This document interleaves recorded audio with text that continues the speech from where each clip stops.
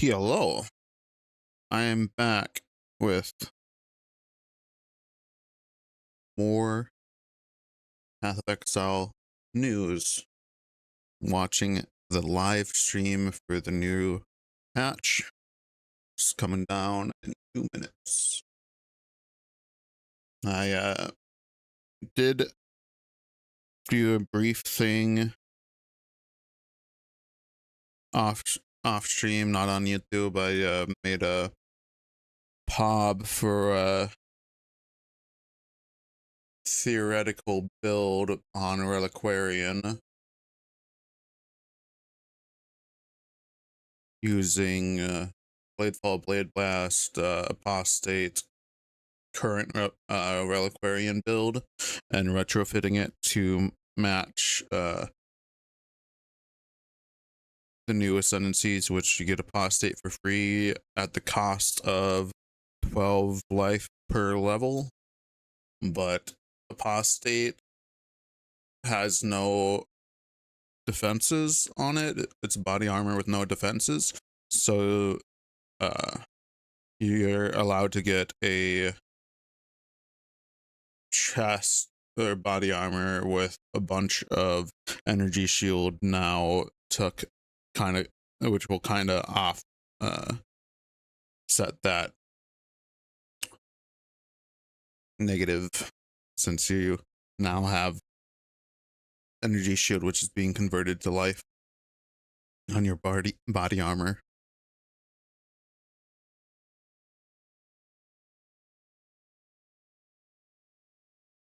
Oh, wait.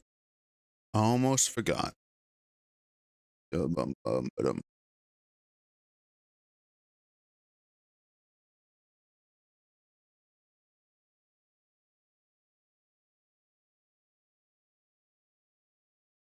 Okay. Exile Curse of the Oriflame, which is coming out next week on July 25th. Twitch drops are enabled on today's livestream, so you'll be able to claim your Abyssal Soul Shatter rare finisher effect by following the instructions below. Let's not keep you waiting though. Roll the trailer for Path of Exile Curse of the Oriflame. The Oriflame calls us to the sea. To a lost wreck that still draws Deep-sea ghostly diving? breath. A curse down below. With my lanterns, we can explore the sea floor. We must find the source of the Oriflame before the brine rot. Somewhere in the blackest depths, bounty and death await. Something that looked like PoE 2 Remnant and monsters from the Remnants. Okay, the layout planner, crafting, adding a mod, it looks like. You get to choose between a few choices. Legion improved.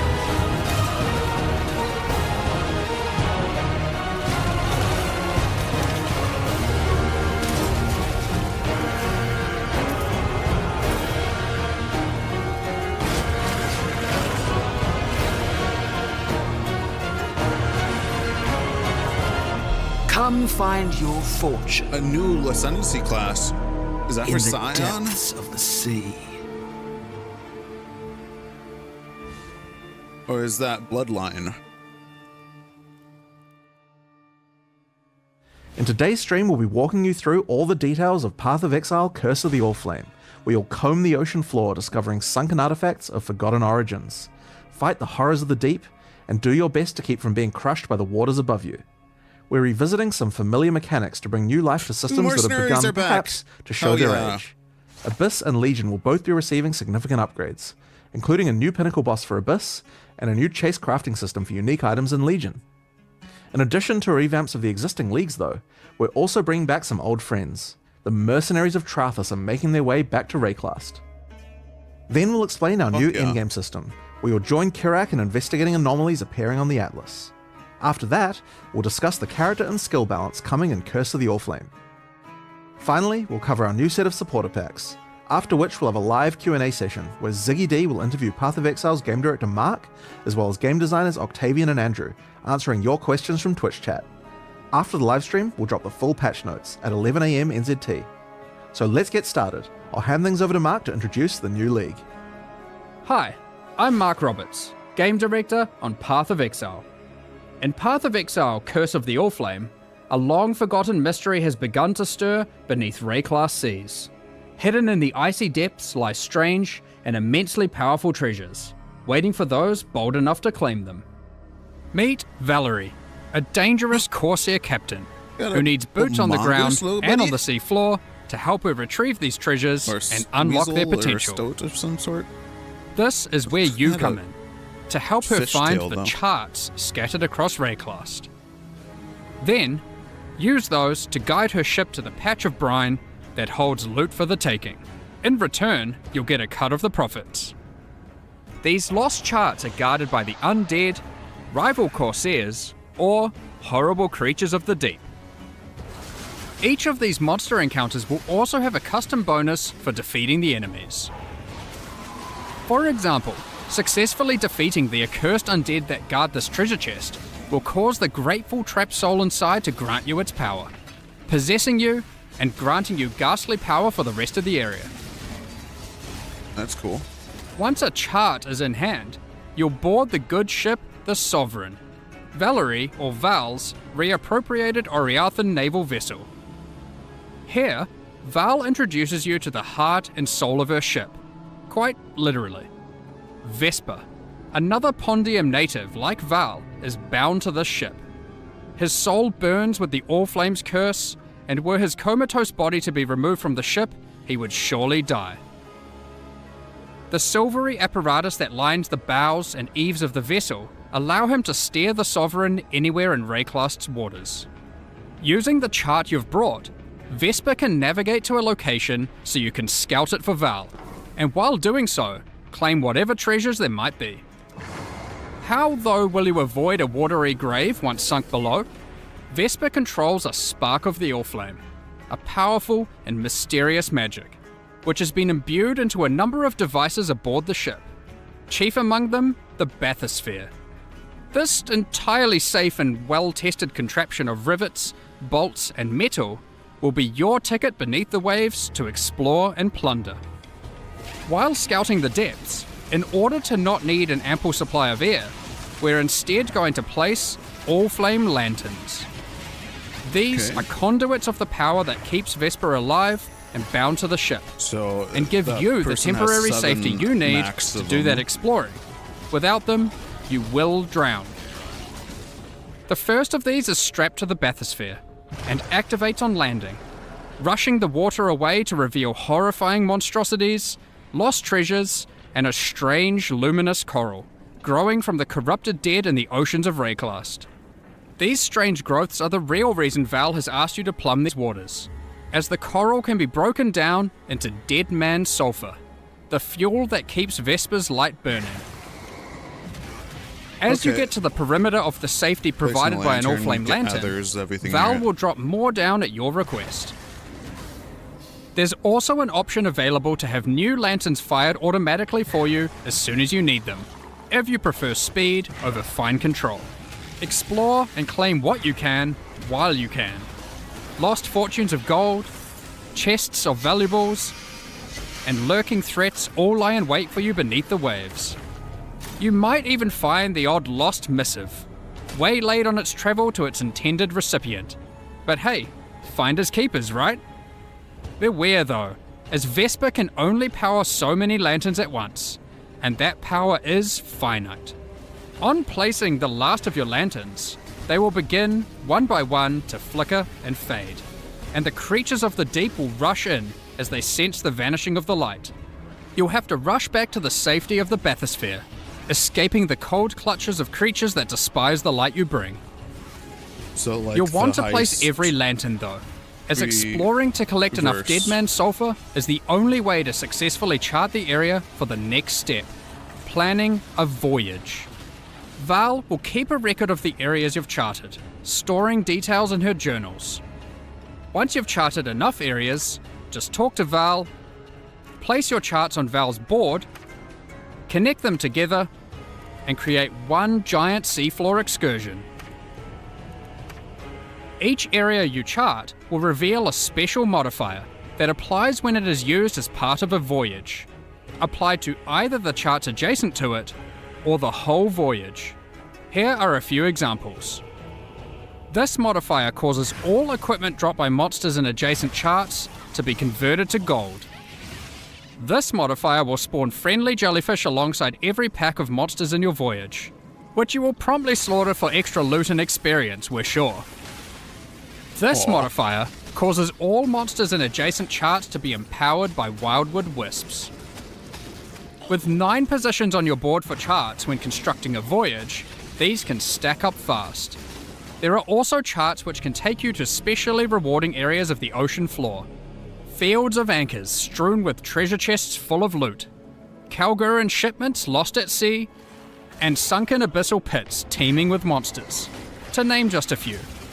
There are even some ancient artifacts you might find and resurface. Additionally, the edges of the voyage board track the currents of corruption flowing through the waters of Rayclast, with randomized effects being rolled with each new voyage to affect the charts placed adjacent to them. These add even further rewards to your voyages, and can shake up the way you choose to place your charts. Stack all of that together, and a well-planned voyage, with a bit of luck, can be a very profitable endeavour. But with so much loot to claim, how are you going to get it all to the surface? Val has a solution for just that problem. In each of the charts that comprise your voyage, there will be a capsule waiting for you, sent down by Val, which can store about an inventory worth of loot. Stuff these full, send Val a signal, and she will pull it back up to the surface, safe and sound. Okay, and then it gives you another one? Since voyages are built of 9 charts, that's a lot of opportunities to send back plenty of valuables. Once you're satisfied with the plunder from your well-planned voyage, find any of these capsule locations and call the bathysphere to it as your ticket out. Val will send it down to your rescue, as fast as she can. Okay. You just need to survive until it gets there.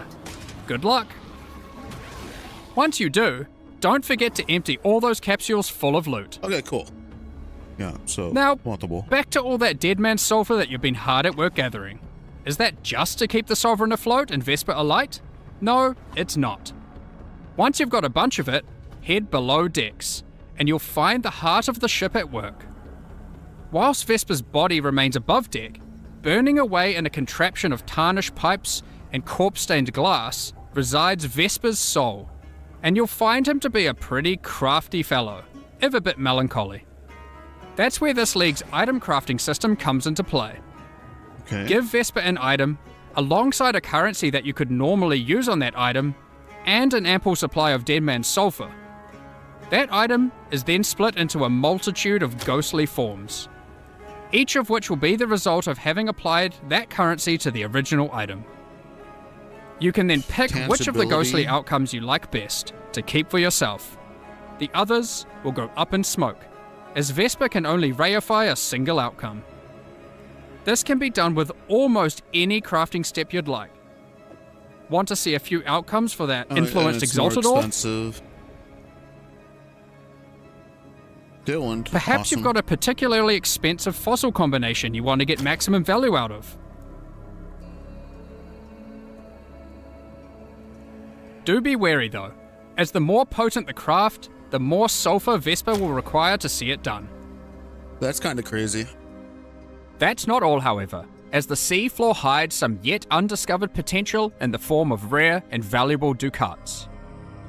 These can be consumed by Vesper to warp and twist items in ways not seen in centuries, such as Kishara's Ducat, which creates 4 ghostly copies of an item, each of which will keep 1 mod from the original, perfect for creating powerful crafting bases.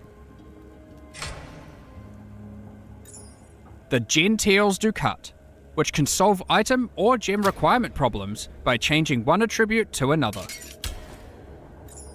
And Brine Hook's Ducat, with which you can become an emissary of the gods of Rayclast. Who knows what these aspects might do? These Ducats come from special types of charts, so keep an eye out for them on your travels throughout Rayclast. Like the beast skills, you may even find some that lead you to notably unwelcoming waters.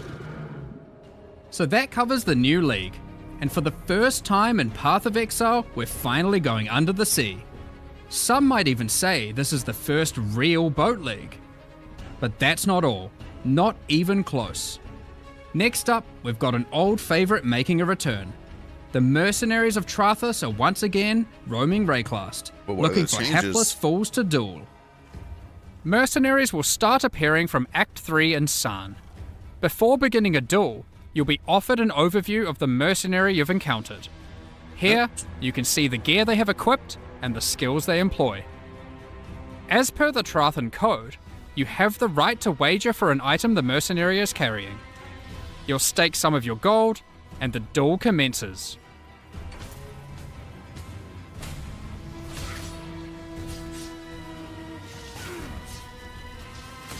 If you lose, you forfeit the levied gold, and the mercenary will teleport out, repulsed at such a poor display. Win, however, and to the victor will go the spoils. In addition, if you win the duel, the mercenary will aid you as an ally for a number of areas. Trathan mercenaries are powerful allies to have in Rayclast, assisting in a number of ways. They're no longer permanent. Some mercenaries can provide you with powerful auras and buffs, while other mercenaries can do all the killing for you. The way to make it go per aura. While in map areas, if you don't like anything the mercenary offers, you have the ability to request their warrant. A warrant is a promise to return and duel again at a later date. A call to action that calls that specific mercenary to a future map, with the same set of skills, but a new set of items. A mercenary will only grant their warrant once, however, preventing you from fighting that mercenary in every single area.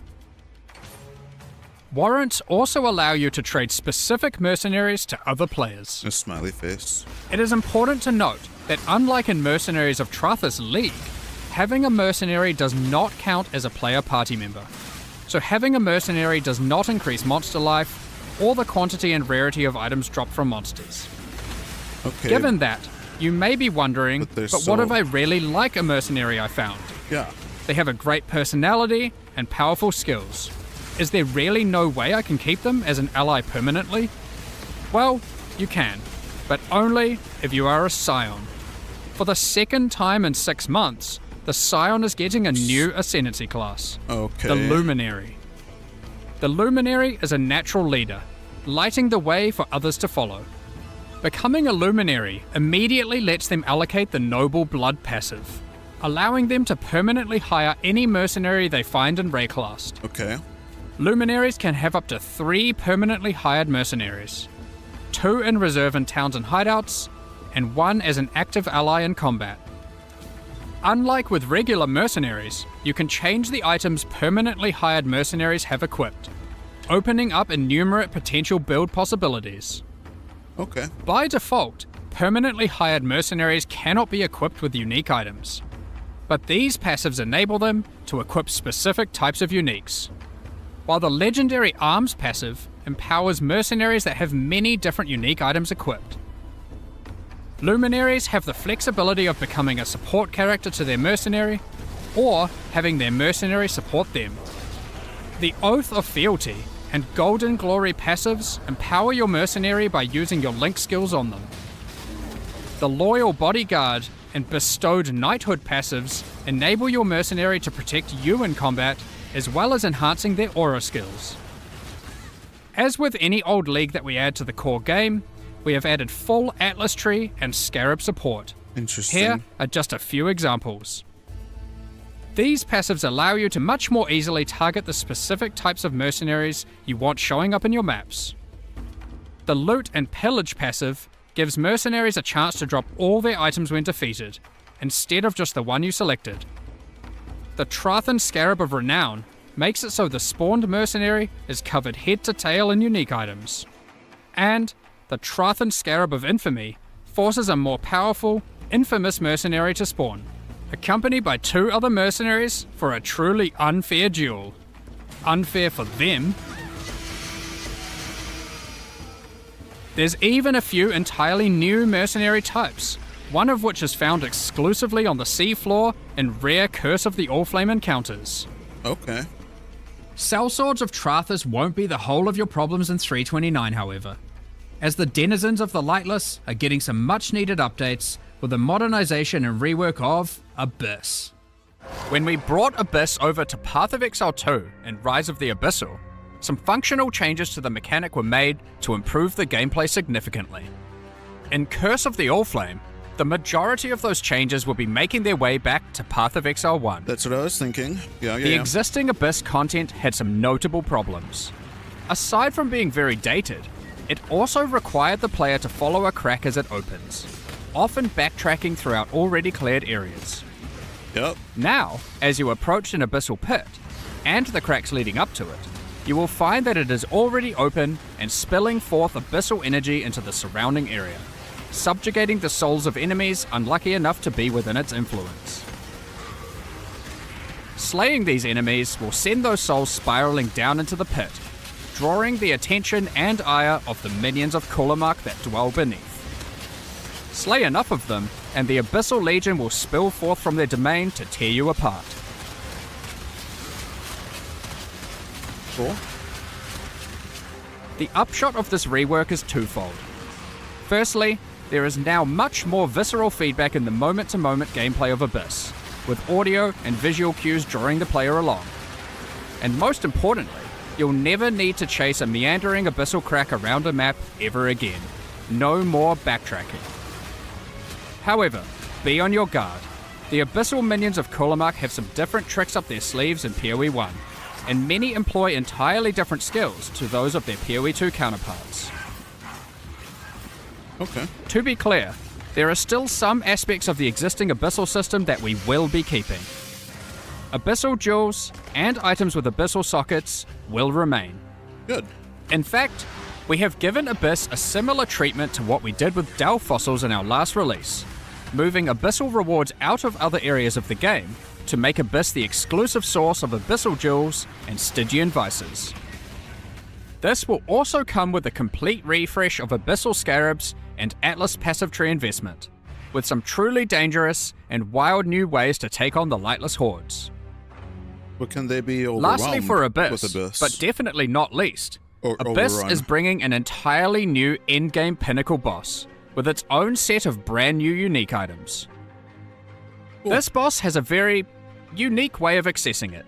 His eye? What does this eyeball do? Good luck figuring this one out. Let's move on to our next league being reworked, Legion. Every league should have distinct and interesting rewards that are exclusively available from that mechanic. This allows players to specialize in certain corners of the game, Are they removing rewarding those who engage with a given mechanic. incubators? Legion is next on our list to receive this treatment. Despite having a unique combat mechanic, we felt Legion didn't have interesting exclusive rewards outside of timeless jewels. While incubators were technically exclusive to Legion, they effectively granted the same rewards that you could get elsewhere. Yeah. So, what are we doing about it? Firstly, incubators are being removed. Yes! No longer will you have to remember to apply I hate incubators incubators. to all your equipment every few maps. Thank you. Instead, we will be adding a new type of reward exclusive to Legion, Vestigial the uniques? Stygial unique items. Legion generals and maps will have a chance to drop a new type of currency item, Enshrouding Crystals. These can be used on your unique armors. You can then take the enshrouded item to the domain of Timeless Conflict, which might look a little bit different to what you remember. A giant crystal emerges from the center of the domain, and there appears to be some sort of entity trapped inside, potentially the reason that these armies are engaged in eternal conflict. At the base of the crystal are a number of smaller crystals. Clicking on one allows us to place our enshrouded item inside. As we then kill monsters in the domain of Timeless Conflict, our gloves within the crystal begin to transform. And once you have killed enough, the crystal becomes volatile and looks ready to fracture. I wonder what will come out. Our Shaper's touch transformed into a Malagero's Virtuosity, but now the Malagero's Virtuosity has a trace of the original enshrouded item bestowed upon it, in the form of a vestigial implicit modifier. As you can see, enshrouding crystals allow you to transfer powerful modifiers from one unique item onto another. What Here color are sock some more is that? examples Is that- of vestigial unique items. That looks so fucking Helmets. gray to me. Boots, gloves, shields, and body armors. In addition to vestigial items, we are also making a number of small improvements to Legion. You can. You no longer need to kill every last monster to begin the Legion encounter. Breaking out all the key monsters, chests, and the majority of monsters will be enough to start the combat automatically. No more cheeky single monster hiding in the corner, preventing your encounter from starting. Legion monsters drop fewer splinters, but in larger stack sizes, resulting in fewer clicks in each encounter. Unrelenting timeless emblems have been removed, Okay. with regular timeless emblems absorbing many of their effects, causing the domain of timeless conflict to become harder, but more rewarding as you kill monsters. Your reward progress in the domain is now tracked by charging up these small purple crystals, rather than flooding your screen with hundreds of reward icons. The rewards are still the same, just not obscuring your screen with symbols. Talismans were introduced back in 2015, but over the years they've been long neglected and lack a meaningful place or purpose. Yeah, because you. We are making brought a them number in of good way, changes and to then bring they talismans back to made them relevance. shit immediately after. Firstly, talismans are now exclusive rewards from Bestiary. Okay. Every red beast has a chance to drop a talisman specific to that beast. For example, the Krashik Croaker can drop the Croaker Talisman. What makes these talismans special? No longer Well, corrupt. you'll notice a couple of changes compared to old talismans. Firstly, talismans no longer drop corrupted, Good. making them far easier to craft once you find one. Secondly, the special modifiers on talismans are now enchantments, rather than implicits. What's that mean? This though? means they compete with blight anointments, allowing their effects to be significantly more powerful than before. Yeah. Here are a few more examples of new talismans. Talisman unique items have all been improved, and now have a chance to drop from all bestiary bosses. Check out the new Eyes of the Great Wolf talisman, which has some crazy possibilities.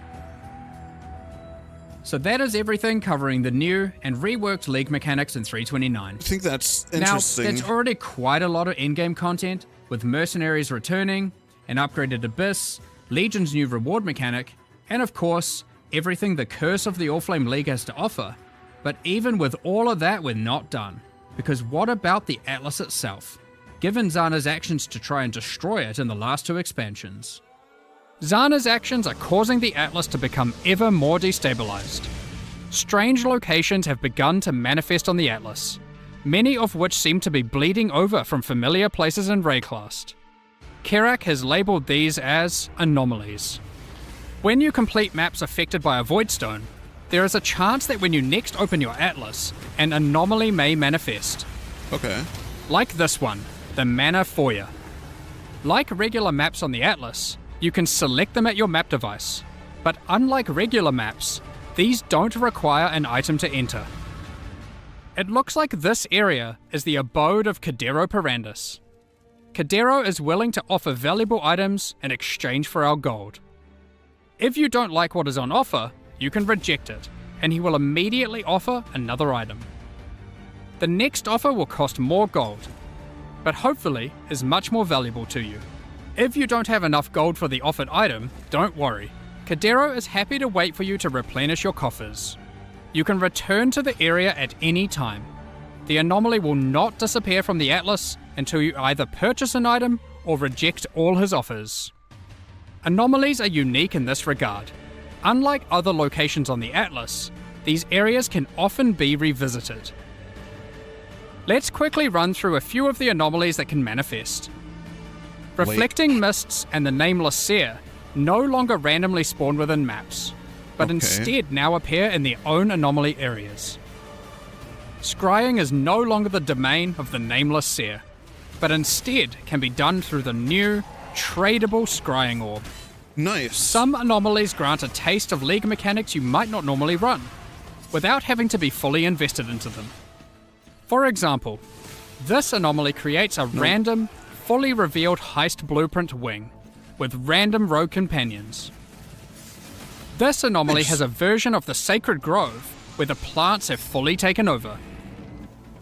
This strongbox seems to have a strange mechanism. Oh, that one. Atlas anomalies are unaffected by your Atlas skill tree, the same exact way. and you can't augment them using any fragments. Therefore, they can be run at any time without feeling like they have to be saved for later to maximize the potential rewards. There are many more Atlas anomalies to discover for yourselves, each of them tied to a specific Atlas quadrant. It is therefore Those worth sockets look discovering so which ones different. can spawn in each part of the Atlas, as it may influence what Atlas strategy you wish to pursue. So that is a heap of new challenges to encounter, from the League and the in-game. Oh, But you may be asking what new which tools part of do the we have Atlas to you're face in. these That challenges. can kind of suck. In 329, we are giving a bit of love to spellcasters, specifically those that cast spells themselves. But first, let's address the elephant in the room that astute players may have noticed. Yes, I'm talking about those socket colors. Yes. So, after the better part of 2 decades, in 329, we're making a fairly radical change. Sockets, at a basic level, don't have colors anymore. You can now put any colored gem into any socket. We're doing this to address a long-running issue for both new and experienced players. I'm sure almost everyone who has played before has run into the issue of finding a notable upgrade and have struggled to find a way to equip it. Maybe you find an amazing body armor, one that would give you a substantial boost to your defenses, but you just can't move your skill or support gems over because the colors of the sockets just don't match, and you didn't luck out with your chromatic orbs. It's not fun when you have to unequip a bunch of skills or supports just to use a better item. Agreed. This can still happen with the socket numbers and socket links, so it's not like it's just purely trivial, but the colors were just unnecessary, and not only prevented upgrading gear, it limited build experimentation. But there were certain colors So, I saw. given that, what do the colors on gems with regards to sockets even now mean? Well, the colors on gems for sockets are still relevant, just as an upgrade system. Okay. You can still find items with colored sockets, and you can craft them onto items. They are just rarer and more powerful. Most importantly, they don't restrict what can be socketed into them. So how are they more powerful? Well, if you were to find an item with, say, a green socket, you can put a green gem inside of it to get an additional quality bonus to that gem. Okay. This allows socket colors to be a purely positive outcome on an item, while not just simplifying the system away. You can also still change the color of sockets on your items using a chromatic orb, which now guarantees at least one red, blue, or green socket. This change will make it easier for everyone to upgrade items and maintain their Red. build, especially while progressing. Speaking of builds and Also, gems, socket we color wanted to make sure we quality. improve some of those, specifically for spellcasters. Let's get into that. Spellcasters have a large number of different skills to choose from, but often many skills play and scale in similar ways. We have done a pass through existing spells, differentiating spell damage types from each other. For example, Shadow's physical spells, like Ethereal Knives and Bladefall, now have a much higher critical strike chance than other spells at the expense of damage. Pure Lightning spells now all have generally higher cast speeds, but they cost more mana per second than other spells. We noticed that some of the Ascendancy classes for Shadow, Witch, and Templar were lacking options for general spellcasting, so we've added a new notable to the Assassin, the Occultist, and the Inquisitor. We are also introducing a new skill, Mana Infused Staff, that infuses your staff with arcane energy, raising your block chance and reducing the mana cost of your spells. In Reservation addition, 30%. when you are hit by an enemy, you retaliate with a wave of arcane lightning, dealing damage based on your maximum mana. One of the struggles we noticed with certain self-cast archetypes was that they lacked a scaling option in the endgame. In 3.29, we're adding a special new set of exceptional skill gems called Pacts. Each Pact is themed around a specific Beyond Demon and Lycia. You can make a bargain with these demons to empower your spells, but at what cost, you may ask? Well, these spells don't have a typical cost, but instead cause the player to gain a special affliction debuff. Don't worry too much though, the rewards will be worth it. Okay. For example, Pact of Baydat causes many of your different spells to just cause a ruckus. While Pact of Gore is for dot builds.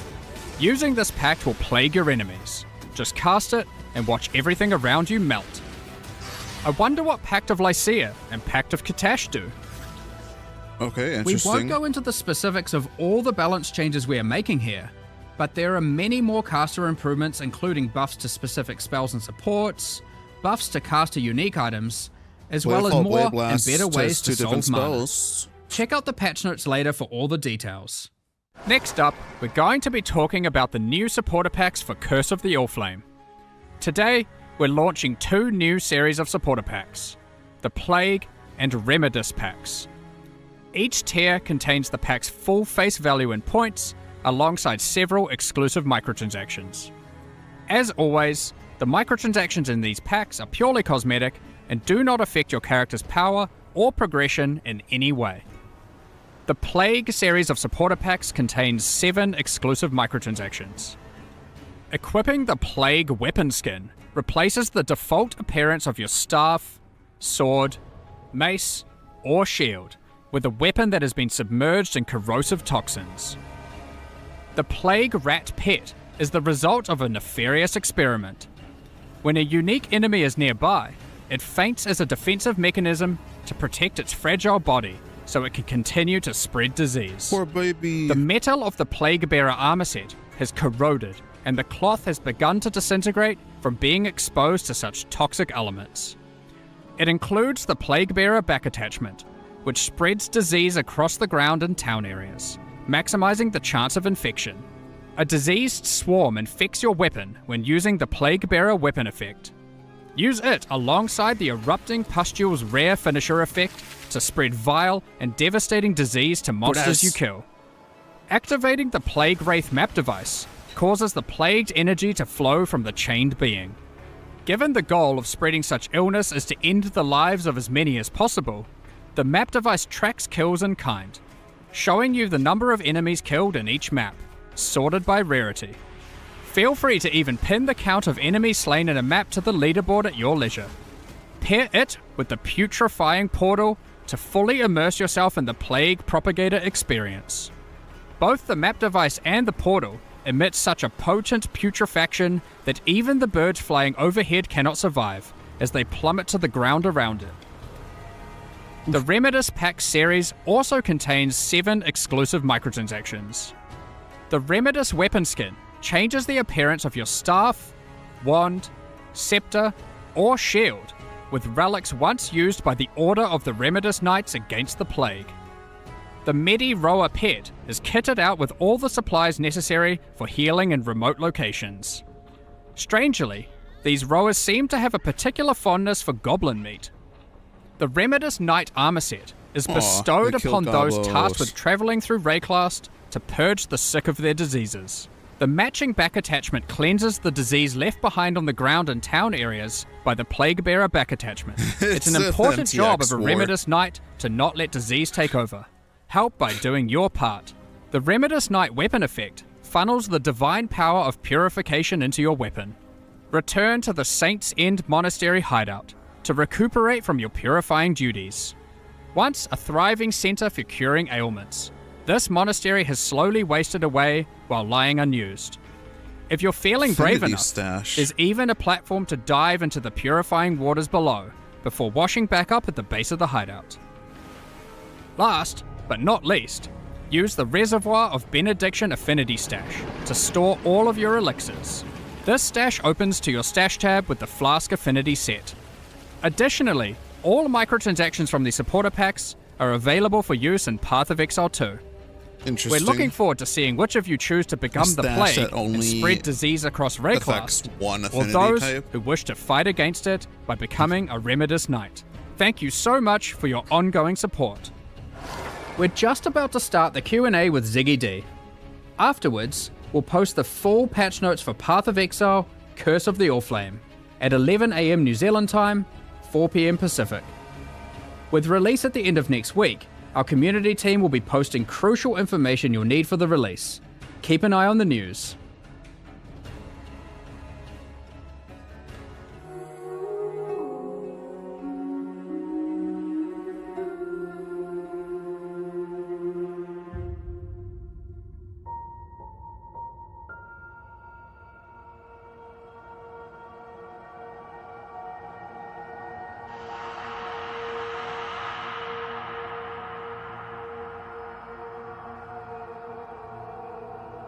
Do I have a question? Is my thing.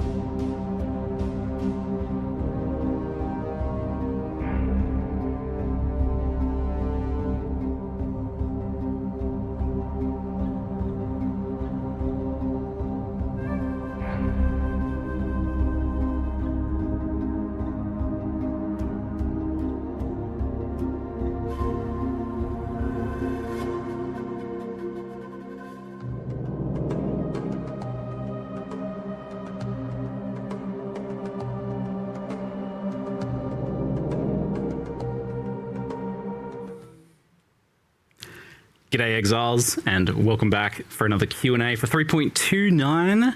We are joined here by, it's a little bit cozier here than usual. We have game director Mark Roberts, along with lead game designers on Path of Exile 1, Octavian and Andrew. And Andrew, welcome. This is your first time joining us on the Q&A. It's good to have you here. You have been on some other podcasts and things in the past before, but it's exciting to have you all here for the podcast. I kind of want to give people a bit of a lay of the land of like what it is that each of you, like Octavian and Andrew, work on for Path of Exile, so people can kind of understand where your expertise lies, maybe. Yeah, so for Path of Exile 1, I've been working on it for primarily for quite a few years now. And typically I'll dip my hands into everything and related to the expansion. However, in the last few expansions, Chris has been handling the majority of the League stuff, and I typically handle most of the other bits and bobs. So yeah, for example, in this one, things like Mercenary and Legion and the balance, I would have had a hand in. Yeah, and you certainly did a lot on the balance side of things. It looks like you did 150 skills or something. When the patch notes come out, you'll see the changes there. So it's a lot. That's a later nuke. So. And what about for you, Octavian? What do you kind of focus on for people who are not familiar? So the last few leagues, Mercenaries, Mirage, and now Curse of the Allflame, I've been sort of leading the design on the league mechanic itself. And then basically wherever else I'm needed. So this time around, I did the new Abyss Pinnacle boss. So you can blame me if he kills you. I did a bunch of new uniques, some transfigured skills that'll be in the patch, because that's a pet project of mine. I really like transfigured skills. And probably some other stuff I'm forgetting. But yeah, I mean, mostly the league this time. It's a chunky one. Yeah. I mean, that was where I was originally planning on starting, was like talking about Curse of the Oriflame, where we collect chat's questions and then dive into some of the other things, Mirage, Abyss, Legion, balanced crafting. There's a lot of things to talk about today. But obviously the biggest news is the socket color change. It's the one everyone kind of seems to want to know about from what I've seen. It's a weird one because it's such a long-standing tradition, and there is like, I felt like the initial I feel like I should be mad or something, but I was like, but I'm not. I'm curious, like how did this one come about after being unchanged for so long? We actually discussed this change on Mirage launch day. So okay, often on just to give some history to it. So on launch day, when there isn't a burning fire, nice. We're all sitting there designing, like, okay, what are we doing next? What are we starting on a Monday? Like, I know people think we have a long plan ahead. We don't. Launch day is when we design the next set of content. And a thing that we decided is we're like, we worry the message now is that PoE 2 is for the new audience and PoE 1's for the existing audience only. And it is obviously for the existing audience, like, obviously. But we also want to make sure we're bringing in new players. And we want to make sure that that audience is growing. Because if you aren't growing the audience, it's only got one way to go, right? Right. That's down. Now, hopefully, you can... It'd be naive to assume it can just sustain the exact same numbers forever with the exact same players, right? People do eventually move on. Yeah. Whatever. So we want the audience to grow. And so when we actually go and look, or when we were discussing this in Mirage, we're like, let's actually think, why are people, getting into the game and then stopping playing? Like, what are the points of friction and where we're losing the audience? Yeah, that makes sense. Sockets is a huge one. Now, we had already discussed this for PoE 2 because PoE 2 removed skilled gems off gear, right? Yeah. So we kind of already were a bit educated in this, and we're like, but the line we drew, like, some people were like, why not remove them entirely off the gear, like you did with PoE 2? But there are, I would say, I feel this way, and a number of people feel this way, when first playing PoE 1, fifth, sixth, whatever, long time ago.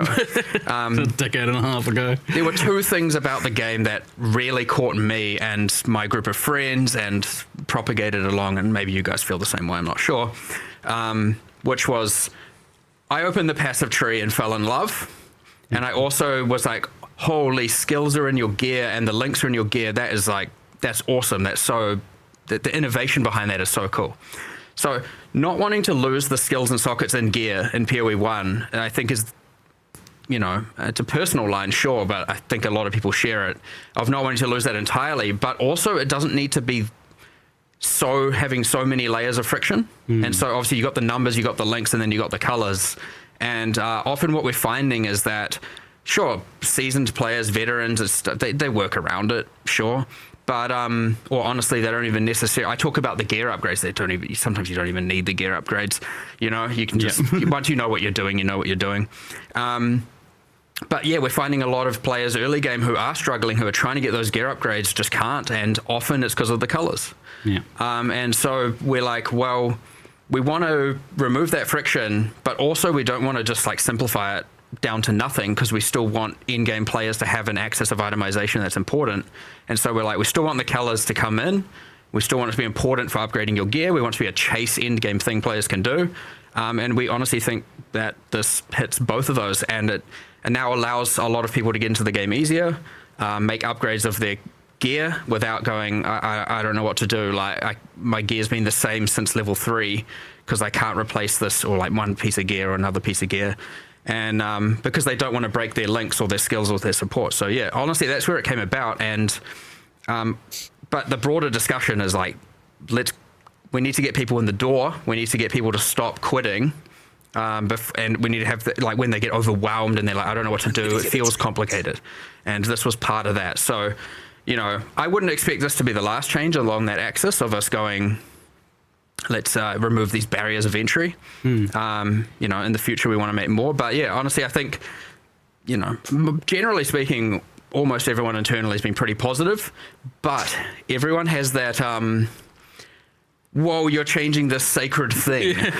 And even we had it. When we were in the room, we're like, oh, are we doing this? Are we allowed to do this? What? Do we need to, things I already agree you know, with. like, hold on, do we need to like call a council of the founders here? Like, what are we supposed to do here? Like, Well, I can kind we of make heard this that change? basically did happen. Yeah. Like, you guys called around to some of the other people. Yes, were we like, did. Yes. So it was, even we were like, are we allowed? But then also I think it is really important that we can reassess these fundamentals and actually go and say, no, this needs to change. Now, hopefully it's amazing, and hopefully everyone finds it to have less friction and late game get better itemization and all of that. But you know, these things, if they don't quite land, we're always just going to make another iteration and change it. That's what we do. I was like, so I've done a playthrough of the campaign while here, and I with this in particular, because I had that feeling like, oh, it's so sacred and so ancient.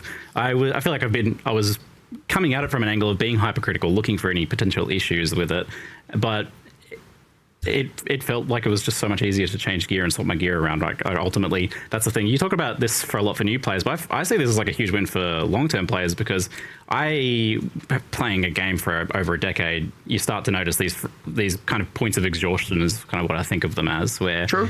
You're like, oh, this just grinds me down a little bit each league. That is something I did. It was intended for a newer audience, but 100% all the feedback from Alpha, from internal, you know, our designers and QA generally has been like, hell yeah. It just makes the campaign smoother. I'm using a greater variety of gear. I'm upgrading my gear more often. It feels good. And the quality one surprised me a bit, because that is actually like you don't usually interact with quality at all in the campaign. You're not going to get any GCPs until end game, right? But that's easy. I was actually kind of looking at the quality on my gems, and you know, I was like, oh, this really benefits from that. I'm getting an extra spark on my spark while I'm leveling, and you know, that felt like actually a pretty fun thing to engage with, and getting one socket color here and there felt like a meaningful thing. So. Potential. It worked out really nicely as an axis for still rewarding getting, you know, some of the correct colors. Yeah. Because quality innately is much more powerful on your active skill than it is your support gem. Yeah. So it's kind of okay if you only have a few of the colors, because you put your strongest skill in the you know, you put your strongest gem in your links, which is your active skill, into the color that it matches. And then it's nice to get the other colors correct, but you know, getting the other colors correct is like 5% increased damage, whereas getting the one color you really need correct, which is quite easy to do, is, you know, potentially an extra projectile or 10% more damage or something like that. Yeah, every time a chrome dropped, I was like looking for a good base to drop that on, so that I could, you know, chuck my spark gem or something else in there. It has the added bonus of there's another currency that's like, you know, it's not like a divine orb level ding when you drop it, but it's nice to see. You know, you're excited to see a chromatic now and then. Yeah, it was kind of funny that like chromatic went from being like less valuable than, you know, jewelers and fusings to being the most value out of those now.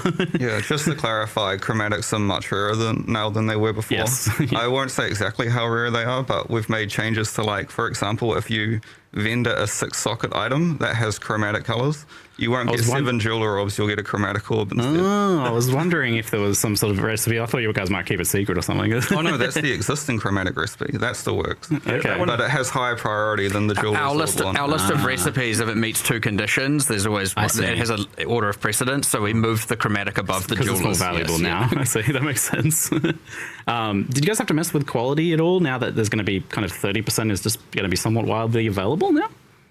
Like, does that break anything? No, it is basically a bit power creepy, but I think we had to make a number of changes to existing uniques that interacted with socket colors, but I think the only one that really got a nerf was Diala's Malefaction. Instead of granting 30% quality to green socket gems, it's now 20%.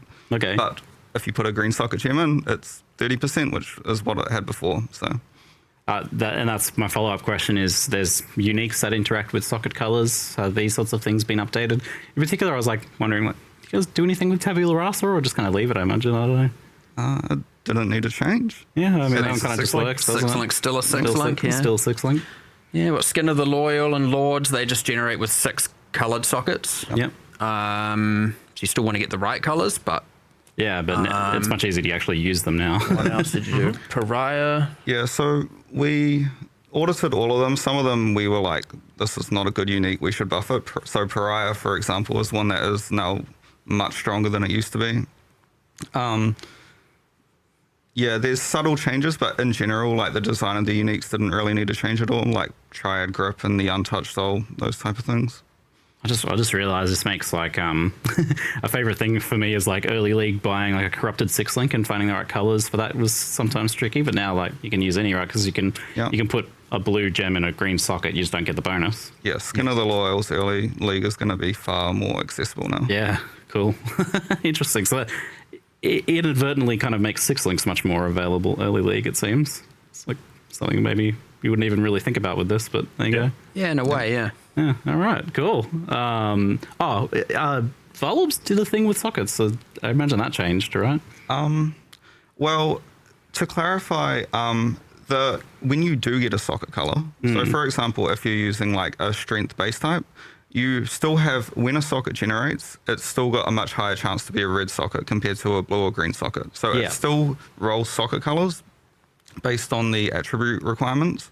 Now, a Valorb does what it used to do before, where when it's generating socket colors, it can still re-roll socket colors. Yeah. I think instead of granting white sockets, now it does the inverse and it grants a colored socket. But that colored socket will just be a random red, green or blue. It won't care about the attribute requirements of the item. So a way to get off colors or something, maybe. Yeah. Interesting. I imagine the crafting bench probably changed. But then again, with chromes being more expensive, maybe it didn't need to. So a chromatic orb guarantees a colored socket. Yeah. But we also have crafting bench options, which guarantee 2 colored sockets and guarantee 3 colored sockets. But for varying amounts of chromatic orbs. I can't remember the exact numbers. And now that they're going to be much more valuable as well, that makes sense. It almost kind of solves itself there. Well, super interesting. I look forward to seeing how people feel about that after they've had a chance to play around with it. But my impressions of that have been pretty positive so far. If anything, like, I guess if there's any negative I could probably nitpick about it, it seems that maybe like it removes some of the identity from those items, mostly more in the campaign where you're not seeing their colors come up all that often. So like armor, energy shield thing is not necessarily as distinct from an invasion thing, since you can change them around a lot more. Was that something you guys were worried about at all with this? I wouldn't be. Not really. You think a little bit. I understand that it is, especially from the visuals. Yeah. But like the item holds itself, you know, and with respect to its defense type, its mods. Because white sockets would be. But yeah, I mean, I get that. Almost everyone, I was just thinking about it now. I play with sockets always shown. I don't think I've seen anyone in a long time not play with sockets always shown. So I was just thinking that, like, generally when you're looking at an item, in fact, you're not really seeing its item art. You're just seeing some combination of colors. So, yeah, generally you're going to be like, hey, this doesn't look like how it used to look. But I would honestly say that that doesn't need to be part of it. So it shouldn't need to be part of its identity. Nice. Even though I get that it will feel that way, for sure. Well, I know this was the main change for this expansion, but on the side, in your spare time between working on socket colors, obviously you made this thing called Curse of the Orflame. This is a pretty unique and I think delightfully goofy mechanic. It's definitely a weird one. At first I thought, it's delve but moist, but then that seems to be oversimplifying it a little bit. Because it's also got a little bit of a blend of other ideas and definitely seems to very much be its own thing. I'm curious, how did this idea for this like Subnautica League come about? You know what? Strangely, it actually didn't even start from the point of we should go to the ocean floor. What I wanted was a league where, you're exploring in similar sort of to the Wildwood, because I like that mechanic, but like a league mechanic where you're exploring and trying to uncover things as you go. And it was originally going to be, I believe, like bestiary adjacent, where it was going to be in like the spirit realm where all the bestiary bosses are and you're like clearing spirit fog. But that was not a thing that we had nearly the assets to be able to pull off nearly as well as like an ocean themed league, because you can, go look at half the monsters in the game that pre-existed and they're on the coast or they're near the shore or they're on an island, and therefore, it's crabs and horrible squid creatures and starfish and all that. And so it just made a lot more sense to go with an ocean themed league. And from there, everything just kind of exploded into being. Yeah, a lot of that also inspiring. The same mechanic can often be applied to many different themes in different ways, and so a huge part of the win there is talking about ocean biome assets creatures. Well, we had just done Act 4, right? So, and PoE 2. So all of a sudden we have islands and sea creatures and everything there. And it's like, okay, well, we like to reuse stuff and port it back and so we get to use all the modern art.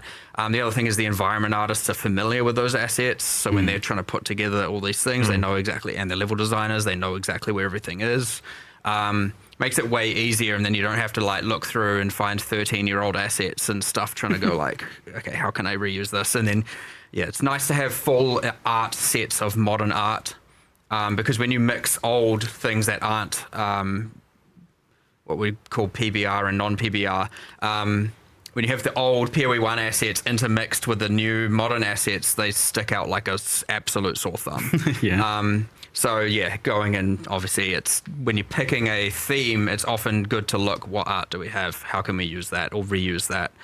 Because then you get to make a hell of a lot more content for significantly less cost. So that's kind of what helped inspire it, because we also like, I was like, and he doesn't necessarily know what's being made for PoE 2, and that's like where I'm kind of the bridge, and I'm like, Yeah, because you're fully on PoE 1. Yes. Yep. and he's like, well, what monsters? And I'm like, oh, well, let me give you that. And I was just like, massive list. I'm like, go to this area, go to this area, go to this area, any of these will work. Big starfish and all that stuff. And so, Sea otters. yeah. I love otters. So, very- Yeah, The otters so, definitely caught me by surprise. we had a task that we hadn't finished called Demon Otter. Yep. Yeah. You didn't even point me at that. I went and found that one. Yeah. I felt slightly bad blowing up the otters. They're kind of cute. Well, you Little- can get one as a pet from the upcoming mystery There you box. go. I feel like I'm like, how did you find that? Are you just going into our issue tracker and typing otter every 3 days and like waiting for something to appear? It's like, I refresh the issue tracker at the start of each day because I'm curious what's being worked on. And I saw otter like years ago, Control F otter. and it stuck in my head. He's got a script that just checks for him every day and alerts him, pings in the moment it goes in. Hundreds of these things getting made per day. It's like kind of to just know to search for that is like really weird. So I don't know. I'm sus. So, I mean, so you had some assets for it, but also like if you'd done the Wildwood Einhari sort of thing, that sounds cool, but it wouldn't have been quite as unique as this. I think I don't think we haven't had this like exploring the ocean floor thing before. I got a question for you. Sure. Is this a real boat league? I was wondering, yeah, because like you go into a boat, but we're not like what makes a boat league? Does it just have to have a boat in it? Because that's a pretty low bar. You have to be at ocean? Do you have to be Fighting them? I think some people draw the line at sailing. I think it has to be moving. I think you have to. I think they Fishing? would say. Hold on, whoa. We'll get to that in a second. Oh, you're rolling. I think that a true boat league to some people is one that must induce seasickness. That's, As in with like that's your line. screen wobble and like. That is not what I thought you would nausea. say. You've not done that this week. To be clear. Thank you for not doing that. I feel like the true boat league has to have combat on a boat. We're gonna have some boarding actions or something, like some boat to boat cannons and Noted. blowing up. Third axis, yeah. Is it a town area? I guess you can't like spawn specters or anything. And In the Deepwater hub. Yeah. Sorry, Deepwater was the working name. In the Curse of the All Flame hub area on the Sovereign. You is can the drop items ship. on the floor on the boat. It so, is technically a combat area, so you Yeah. could in theory. spawn specters there if you wanted to. Shoot projectiles out to sea. Yeah. I guess you can. I guess. Sorry, all right, but it was mentioned though, like, does this also count? The same question could be asked of fishing. Does this count as fishing if you're on the ocean floor killing fish? Does that count as fishing? And does this tread on the toes of the existing fishing mechanics, obviously, as well? You would have had to have considered that. Did you confer with the fishing team when you were? I think that going down and killing fish is not fishing.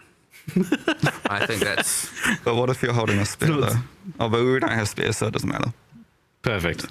Problem solved. So you're basically saying like dynamite fishing doesn't count as fishing then, for sure. It's 100% cheating. It is important for us to clear up this because, like, we need to always be just almost delivering boat leagues, but not quite delivering boat leagues. So I just wanted to make sure we succeeded in our goals here. There's this like grand plot of stringing along the PoE community for as long as possible for a boat league. Is like, That's true. When I pitched the re-theme, Mark was very cautious. You know, like, oh, we don't want to give him too much. We got to keep him coming back for the next potential boat league. I see what's going on here. Yeah, it's like there's this tick box of league must have boat, and then indented boat must not move. You know? Okay. No. All right. Anyway. Anyway, so this is a pretty big change from Mirage, which was in map and heavily intersected with like all of the existing mechanics. This is a complete opposite. This is a mostly out of map mechanic, and it's not required for you to understand how it intersects with other mechanics. Is it? I imagine there's like a good reason to kind of like alternate between the two almost as well.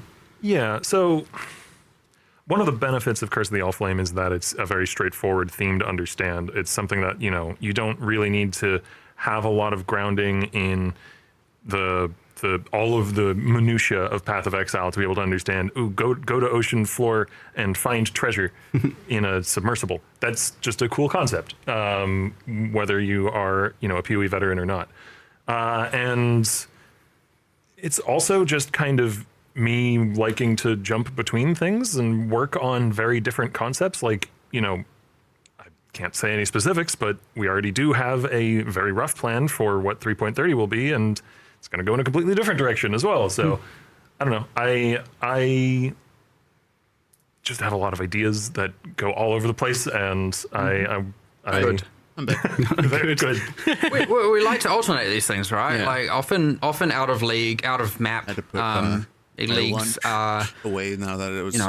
they have room to cool be a bit enough more going immersive. They have there's a whole Made up of world mac and there. cheese. Yeah. Integrating things into map constrains what they can be. Carolina Right? Yeah. Reaper. Like having a Cheese. pocket of ocean in a desert gets a bit Quite weird, spicy. like Quite cheesy. so certain things Feel can good. work, certain things can't. I mean, in the same sense that kind of having a desert as Mirage in an oceany biome can feel more like a forest biome can feel a bit weird,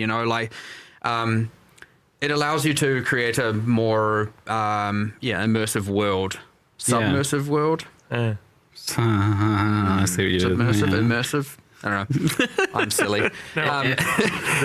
There are some lessons that have been taken from previous out of league mechanics, where obviously the biggest one is that the Atlas tree is this method of investment that can lead to in Atlas content being able to be juiced to the gills, so to speak. Yeah. And we need a system that's at least in, what's the word I'm looking for here, in analog to that. Yeah. And that's kind of the voyage system, which we can get into in specifics a little bit later, but it's got multiple axes through which you can juice the content that you're doing to get, some quite rewarding voyages. And that's kind of meant to be the one-to-one allegory to that. Analog. Yes. Yeah. That was going to be one of my follow-up questions is because you have so many axes to juice things in maps, how do you make sure that something like this has a nice long tail to it? That is something you can get as invested in. So this has some nice ways for you to be able to juice it. And I mean, one of the other things is we have some pretty... They should We have much more gradation in the level scaling. other This ones. is maybe getting too into the weeds, but the mods that can roll on with charts, bells and stuff. Yeah. there's a whole tier of the highest tier of rewarding mods that can only show up on I-83, I-84 charts. Oh, okay, cool. So if you are at the end game, then you get access to even more rewarding, both charting and voyaging. And then there's some border mods that can only roll at the super high levels as well. And then, those border mods can amplify with the chart mods, can amplify with the adjacency mods, can amplify with the chart locations, which I'm getting too into the weeds now because we haven't really discussed any of that. But I like, I'm a PoE 1 player at heart. I like lots of axes that all intersect and overlap and turn into a crazy encounter. Yep. And when you make something like this that is out of maps, there is I feel like you guys expect and fully kind of know ahead of time that this is going to be more divisive than something that is in maps typically, right? This is something that is for the players that are going to love it. Is kind of the way that I view it. It's some people are going to be like, oh, this is my life now. Like the people who just delve every league. So I imagine then how does that kind of shape the design of this? I imagine you're able to take more risks or something with it, be a bit more crazy with it to try and suit that. I wouldn't say necessarily. Honestly, the way it generally comes apart is we're just that sounds like a cool idea, let's go with it. We don't really even think about the overall risk and reward. We just imagine a lot of we would enjoy it. We imagine a lot of people would enjoy it. And yes, we definitely understand it's going to be more divisive. And that's why we make sure we alternate these types of leagues, or at least we thoroughly try to. And as said, 330 will be an in-area mechanic in map. One of the other things that I'm definitely making sure is the case in 330 is there will not be a loading screen to do the League mechanic. I like Mirage, I like All Flame, but they have both now, to go to the hub area for All Flame, you need a loading screen because obviously it's out of map. And then Mirage needed one too, which was unfortunate. To be clear, charts are fully tradable. Yep. You don't have to run them, you just stockpile them, right? And then go, like you can do days of mapping and then go do days of charting. The crafting system's kind of crazy, powerful. But we won't be nerfing it. A way that it can be thought about as you get in Hinakora's locks. Yes. Why do you have to put it like that to make me nervous? Because that's what it is. So there is a very, very strong motivation to do it. And hopefully people were like, hell yeah, feels good doing it because of that. But we like to, even when we do out of area, in this case, it's not like you find it, you have to do it. You can find it, you run it later at your leisure, right? So you don't have to break your mapping flow all the time. Get the chart, move on, map, and then maybe start the next day with let me go do a bunch of charts, do a bunch of voyages, right? That's fully at your leisure. You can, that's generally how people play, and it's generally how I play. At Alpha, we're seeing the same thing. It's like just... you have those people who might want to chart as they find them. You might have people who are like, okay, get to end of Act 1, do a bunch, just talking about a campaign. And having the freedom to be able to do all of that is pretty critical for the out-of-area leagues, I'd say. Yeah, it seems like it's very free for you to determine your flow about how you engage with this. And for the map blasters then, who may be like, I don't really want to go do the charting and stuff too much, it has something for you in maps as well. I think that's easy to miss. Yeah. Obviously the bulk of the mechanic is the undersea exploration, but there are 3 different encounters you can find in maps that are what grant the charts. And importantly, I wanted each of them to feel like they were, worth engaging with, even if you didn't want the chart. So there's the Cursed Treasure Chest, which we showed in the live stream, that possesses you with a random tormented spirit when you complete it. That's a fun one. I like that. For the rest of the instance.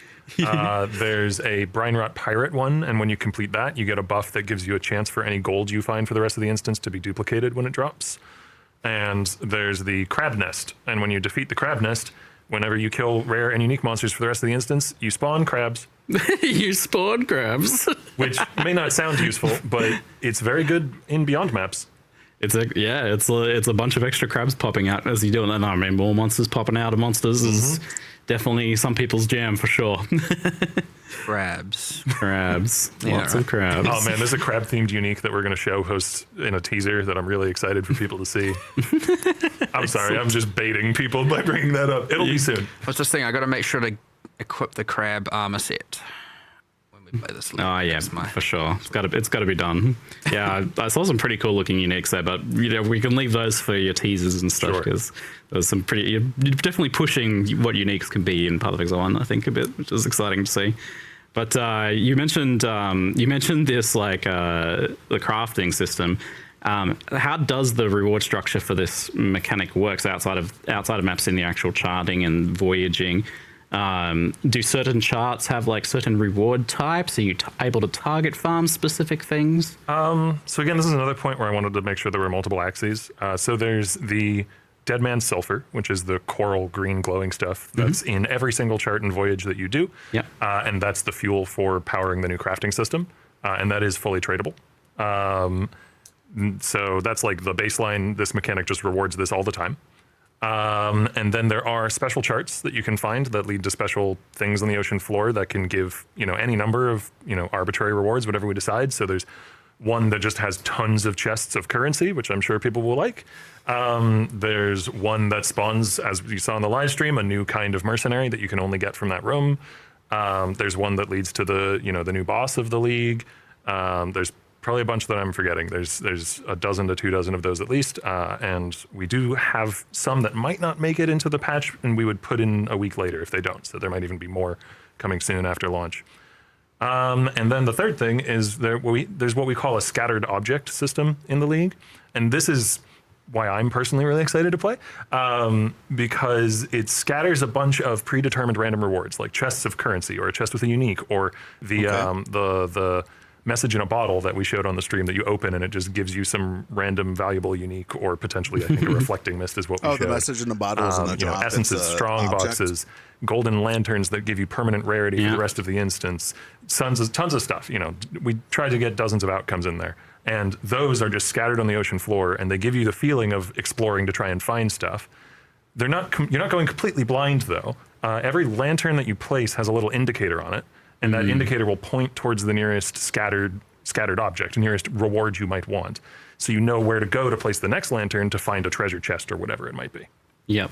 Yeah. Something different to say the Wildwood, where you just go, I'm going that way. Yeah. This one at least gives you a guidance to go, I'm going to find something if I go over here. Yeah. Now, you don't know what the something is necessarily. It could be an essence monster or a strong box or a chest with a unique in it, but it will be something that you would want. It doesn't... Technically, there are also mines on the seafloor that explode when you step on them. They're not very frequent. The lanterns don't point at those. Okay. You're not getting fully baited. I thought that's what you're getting. I was like, they better not point at those. Yeah, you're implying there's some sort of reward to get. No. Yes, some sort of reward, sweet release. As again, the comparison to Wildwood there is that it ensures a minimum. You're getting something out of it. As long as you follow it. As opposed to like place a bunch of lanterns, you're like, I just RNG'd and got nothing. I mean, for me, it's the most addicting part of the league. Like, I love going in and, you can do a chart in like a minute, maybe 2, depending on how fast your build is. They're really fast. They're quite quick. Yeah. And so you go in, you find 2-3 chests, and then you rush back out, and you do it again, and then suddenly an hour, 2 hours, 3 hours has gone by. Yeah, and I very much noted and appreciated that you did the week 1 quality of life patch before release with the auto placing of lanterns if you want. So you can manually place them, or you can just run into the water and it that was done months ago. That was done well before release. We're trying to do that though every league. Like always think, okay, what are people going to ask for on day 1, day 2, day 3, or week 1? What do they need? And like, let's get ahead of it and do it now. We don't catch everything, but Yeah, you can't do an extent, can you? Yes, but you're definitely getting better at that, though. Has it been a bit tricky to kind of get the feel of this right? Like, so you've got this thing where you're like pushing these lanterns out, and then you've got the bubble collapsing thing for the extraction as well. Like, it seems like a challenging thing to kind of get the feel for that, right? Yeah, I mean, it's had a lot of iteration. The collapsing part, I do want to specify because it's something that comes up a lot in conversations I've had with journalists and people at the office and all that. The lanterns will never start just randomly collapsing on you. Like you know when they are going to begin to collapse because they only begin to collapse after you place your last lantern. Yeah, it's not like flares and delve. Yeah. Like so that's you have distinction. You have infinite time to explore the areas that you've placed lanterns in until you place your last one, and then you have to get back to the bathysphere. Yeah, and it's not really like a rush, clear, speedy mechanic, ultimately. Like, you can do it fast. You can go fast, but it's not like I said, people on Alpha generally are doing a chart in like a minute or less. But pretty forgiving. Yeah. Which it kind of has to be, right? Like, if it is, if it's overwhelming for any of us, we've probably got the balance wrong because someone's going to come into the game and just be like, I don't know what to do. Like, it is a thing where, rewatching the live stream, I'm like, oh yeah, I could see people being worried about just drowning all the time. No. And drowning is not meant to be a significant part of the mechanic. If you're dying in the all flame encounters, I would hope that you're dying to the monsters, and not to drowning. And that is generally the case whenever, I've died when playtesting and also when I've seen, players playing on Alpha and stuff. Drowning is it really only ever happens if you are being playing real dangerous and trying to go out far into the water to try and get a chest or something, which is part of why we have those lanterns pointing at things so you know where to place a lantern to get the chest in order so you don't have to be trying to do rippy dangerous stuff by going out into the water a whole ton. You'd have to have a serious panic which to drown is what my perception, when I'm like, how would someone drown to this? But it will happen, I'm sure, but I think you'd have to be having a little miniature crisis in order to have that happen, I'd say. I feel like you'll do it once and then you'll learn from it. But if you're a hardcore player, Yeah, I guess I you'll only lose drowned. one character, and then I only drowned once, and I was like, oh, that was a bit silly. I won't do that again. That seems like something to learn from. There seems like there could be a bit of a risk of backtracking with this. Like, people don't really, enjoy long backtracking. But I noticed with the charts, you're kind of a lot of the time you're placing your things in a circle, so you're not really backtracking so much. You end up where you started anyway. But with the voyages, there might be some backtracking, or maybe not, depending. So I feel I don't want to sound like I'm overemphasizing this too much, but the charts are quite small. Yes. Like by the time you've placed all, you get 7 lanterns once you upgrade your lantern count. By the time you've placed all 7 lanterns, you are maybe a couple screens away from where you started, maybe Yeah. a little bit further than that if you go out in a full straight line. So the charts are meant to be like really bite-sized encounters. So like there is technically a small amount of backtracking there, but that is with monsters spawning as you're going Yeah. back, and it's a couple screens worth. There's a big difference between combatless backtracking and just Yeah, you're fighting monsters as the bubbles are collapsing around you. It's like Yes. it's an actual kind of Yeah. exciting gameplay thing, and it's not even necessarily always the case. I noticed because in the voyage sometimes you're extracting basically where you are as you're leaving. Yeah, so the voyages, they're built out of 9 different charts that you kind of stitch together, and each of them at their center has a place where you can leave. So you don't have to backtrack to where you started in a voyage. That would be insane and terrible. You get to leave at each of these individual chart locations, and like I said, the charts are relatively bite-sized, so that means you're never really more than, say, a screen and a half distance away from a place where you could leave when you want to go. Yeah, yeah, awesome. So this all flame crafting, how did you arrive at giving players like 4 Hinakora locks per craft as your crafting system for this league? Well, actually, originally it was going to be similar. I want to say similar to Harvest. I don't want players to interpret that as like, similar in power level. It may or may not be. But I mean similar mechanically, as in list of specific bespoke crafts that you can do for list of specific costs of that craft. Yeah. But the problem with that is it was just too similar to things we've done in the past. Yeah. It is essentially Harvest, but wet. And that's not, we had actually gotten relatively far along in the development of that. And I was just like, this is lame. We shouldn't do the same thing again. Yeah. And so, the idea for the all flame crafting splitting into different forms came from the fact that originally we were using the terms all flame and ghost flame kind of interchangeably in development. And ghost stuff gave me the idea of what if you split into multiple ghostly versions of the item, and what would that mean? Okay, all right. So it kind of came theme first, mechanic second. It's thematically real cool. Yeah, I remember when you came to me and you're like, yeah, this crafting system sucks. We need a new one. And then you had a pitch, and I was like, this is a good thing. Like, yeah. Some people get very caught up in their original designs and just try and see it through no matter what, and you go down into a vortex. You're in too deep, and yeah. you're like, loss aversion kicks in, and like to be able to, as a designer, to be able to just be like, nah, gone, starting again, even if you're like 3/4 into the cycle, if that's what's best, that's what's best. And most people fail at being able to do this. So it's like, Nice. when you came to me for that, I was like, wow, okay, this is cool. I'm happy. I did feel bad telling our lead programmer for the league, Jeremy, that your work, we're actually going to be changing it. Though a good amount of the infrastructure was able to be kept, because it is still UI-wise very similar, where you like put in item, click craft to go. It just changed to now you also put in a currency with the item that you want to use it on or use on it. So the main part of it is this splitting, so that you can use an exalt or something, and then see 3 or 4 different potentials for that, and then choose your best one. And that's obviously very powerful, especially for some of the bigger crafts. The intangibility system is kind of the counterpoint to that, like some sort of limitation on that. How does that work exactly? Yeah, so not every single that's crafting important. step, but many of the crafting steps you can do, for example, in Exalt, will add some amount of what we call intangibility to an item. And it's just a value that will be shown on the item and ticks up. And the intangibility in the item is equal to a chance when you do another all flame craft on that item for it to only have 1 result, which effectively means you just did the craft with no extra bonus. So basically, what it boils down to is the more you all flame craft on one specific base, one specific item, the more and more and more difficult it becomes to continue to all flame craft on that item. And There are some ways around this that clever people in QA and alpha have found that, things like recombination, because if you take the mod you're trying to chase on the base that has high intangibility and you put it onto a new base that doesn't have that intangibility, now you can keep going, but there's some risk in that at least.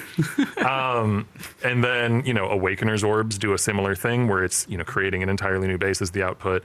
And there's also a Ducat, which is the new currencies that we've added that interact only with All-Flame crafting, that has a 50% chance to remove all your intangibility and a 50% chance to destroy your item. Gotta have it. Gambling is fun. Yep.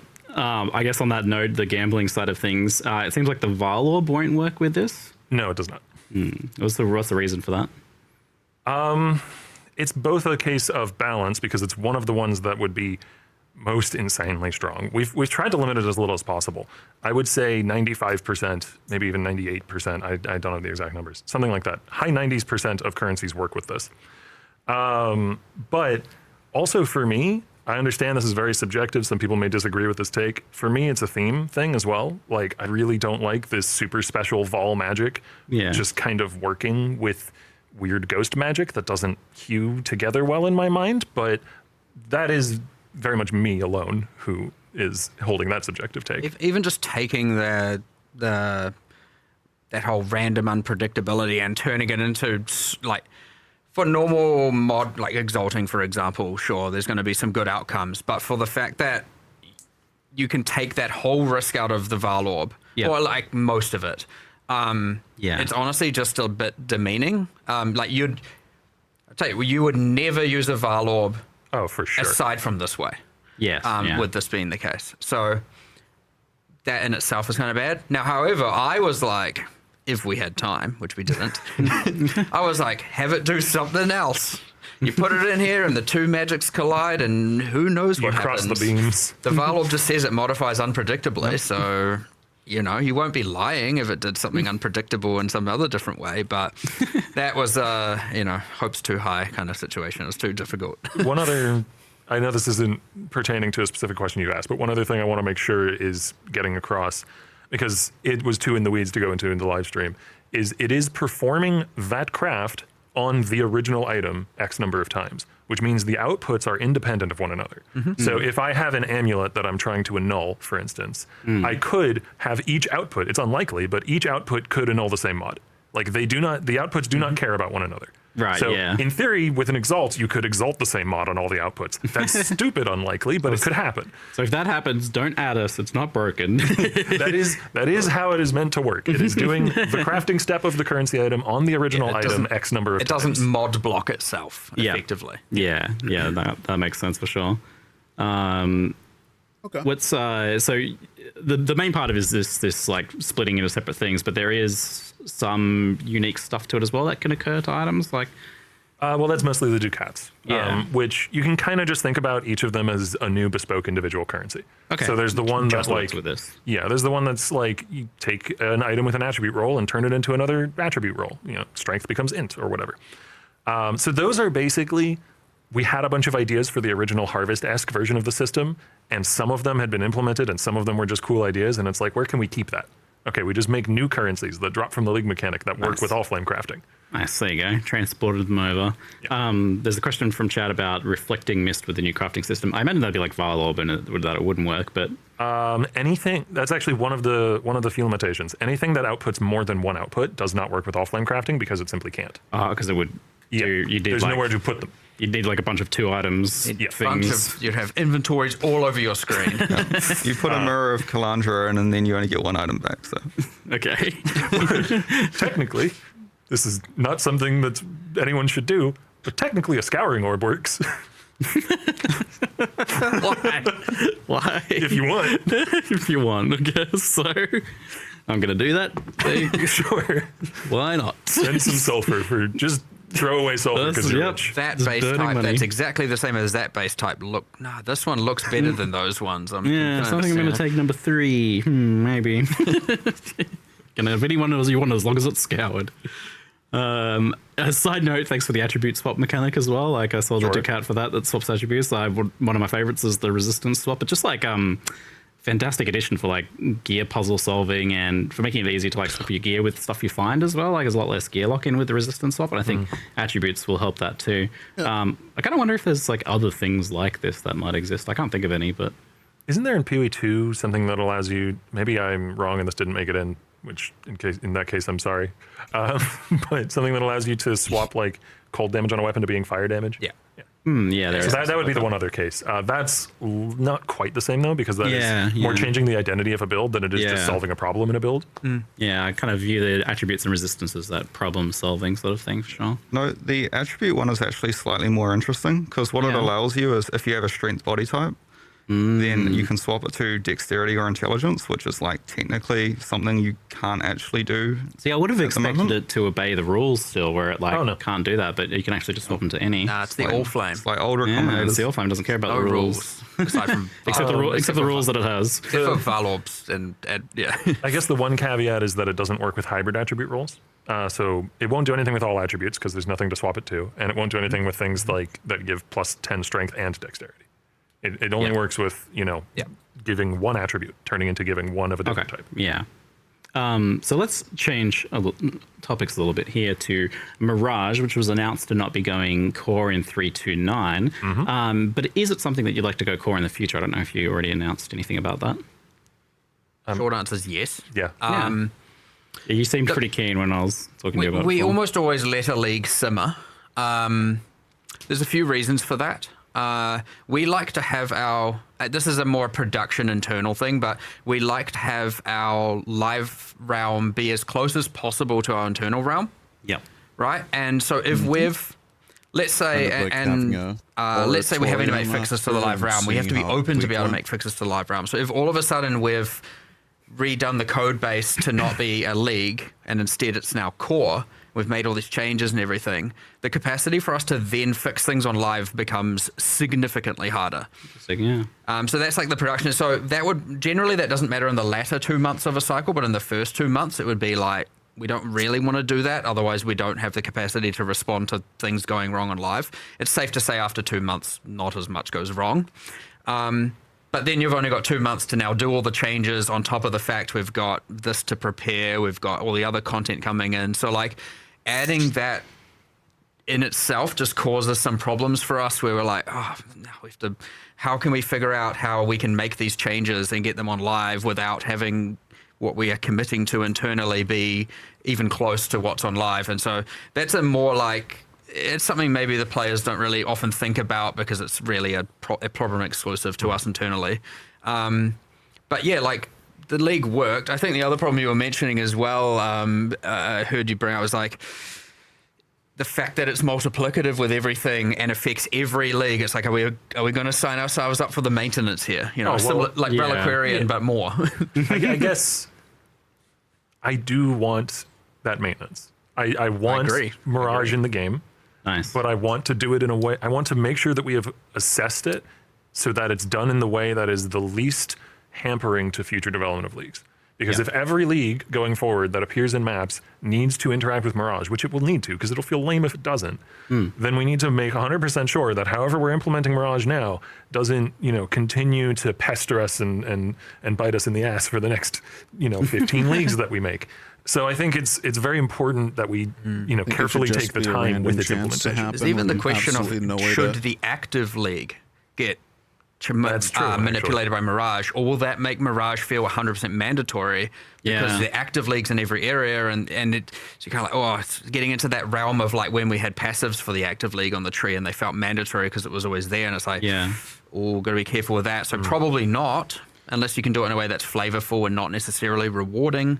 But it will come. There's some decisions we need to make and time to do it, of course. That's always the main constraint, time. There is another question of if Mirage is even like an investable mechanic on your Atlas tree. Like we could implement it similar to like the Asmeri Forest, where it's just something that randomly appears in your maps, and then It almost sounds like that might be a better idea for this one because like it's really good news that it's going core. People seem to really like Mirage quite a lot, but it is one of those things that it seems like it has a danger of becoming like there's an issue in PoE2 at the moment with like cities feel like they're mandatory. Like you have to have like if you're going to do your juiced content, you've got to do it in this thing because it's just so much stronger. So I could see the same thing being with Mirage. It's like, oh, you're crazy to not do that, and then it becomes another tier 17 kind of issue where it's like, oh, you need to do your juiced in that, or you're just wasting it. Yeah, I feel like the Asmeri Forest sort of avoids that problem because you don't know about it. And if you're investing lots of like very expensive scarabs into it, then it's not like you're going to just keep fishing maps until you find it. Yeah, hopefully. and it's just it's just a super exciting win when it does happen. It's not something you can plan around necessarily.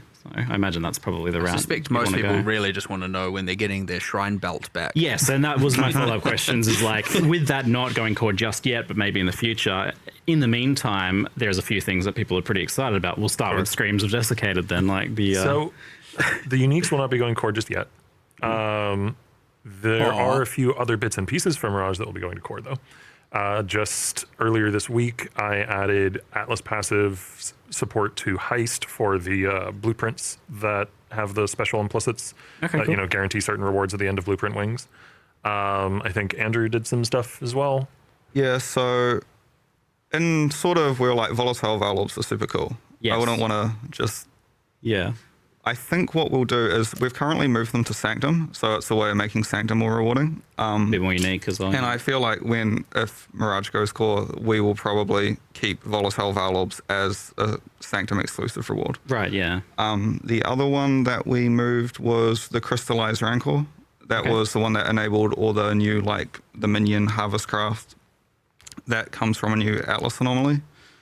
I think it was in the live stream, there's like the big harvest is returned. So when you get a boss in one of those, they always drop the Crystallized Rancor. Nice, cool. And this is letting you kind of make these things a little bit more distinct as well, which has always been a goal, to give each thing their own rewards. We are doing more and more and more of that, and people, you can see that with like Legion and stuff like that. So, by the way, and we have a goal there, which is ultimately two things, one of which is certainly more ambitious. But the idea would be that every single league that you can invest into, as opposed to ones that exclusively randomly spawn necessarily, every single league you invest into has exclusive rewards. Yep. That is goal one. Mm-hmm. Goal two is every single league you can invest into on the Atlas in particular has a pinnacle boss. And that's the way more ambitious. We will see if so going there with Abyss now as an example, and the idea that eventually we will add more and more and more and more of them. That one, of course, is significantly more difficult to achieve. So I would expect more leagues to get exclusive rewards, and I would expect less leagues to get bosses in the short term, but eventually that would be the ideal goal. Awesome. Some already have them, some... And by the way, I wouldn't consider Bestiary's 4 spirit beasts a pinnacle boss. No. Like, they're just some animals that are ghosts. Like, it's not, because it's too dated, it's too old. Yeah. I mean, there's even some more recent leagues that don't quite live up to that. I would love to explore what a Mercenaries of Charthus pinnacle boss means. Ooh, no promises anytime soon, but just personally, I would love to see what that even is. Yeah, of course. I've got ideas. Looking forward to seeing what those are. Refracting Fog is getting asked about for Mirage as well. Is that something that's going core in some way?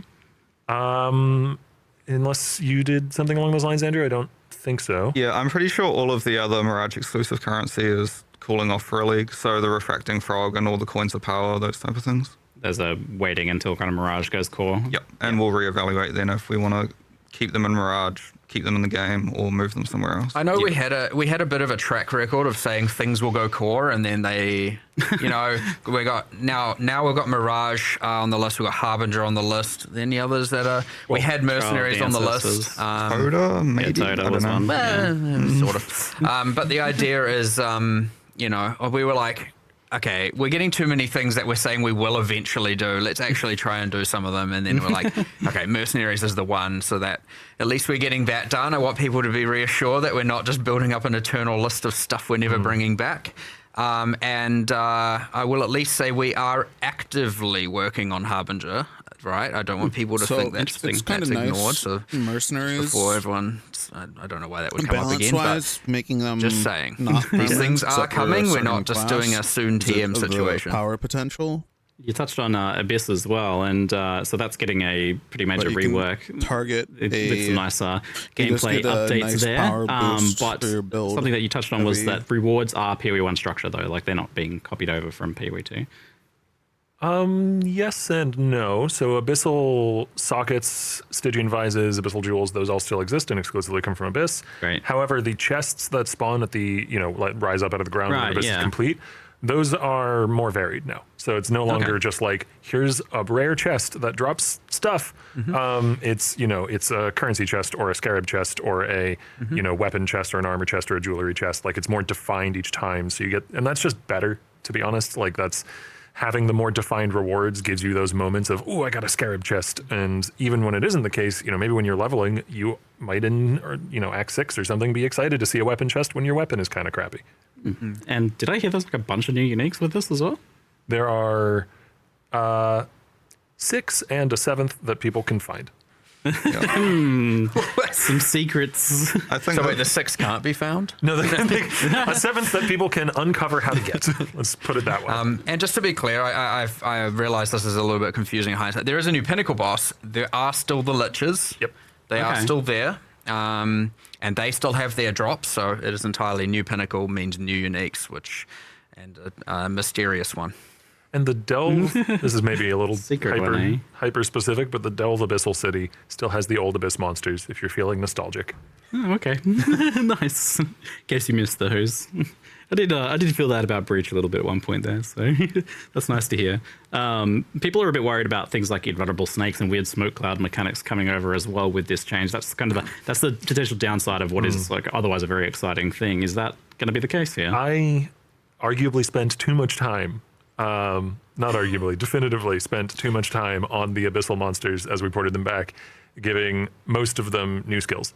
Yep. Entirely. Like, Okay, yeah. That's I just really like making monster skills, and I was like, hey, I can do this quick because it's done in bang this out in 2-3 weeks. It was not 2-3 weeks. You came to me one day and you're like, I've made a mistake. I've spent too long on the abyss monsters. I'm like, okay, wrap it up, stop, move on. Right? Like, what can we do? But they do have new skills. So, Great. There's no breakdancing invulnerable snake woman, which is the sentence that I get to say as part of my job. And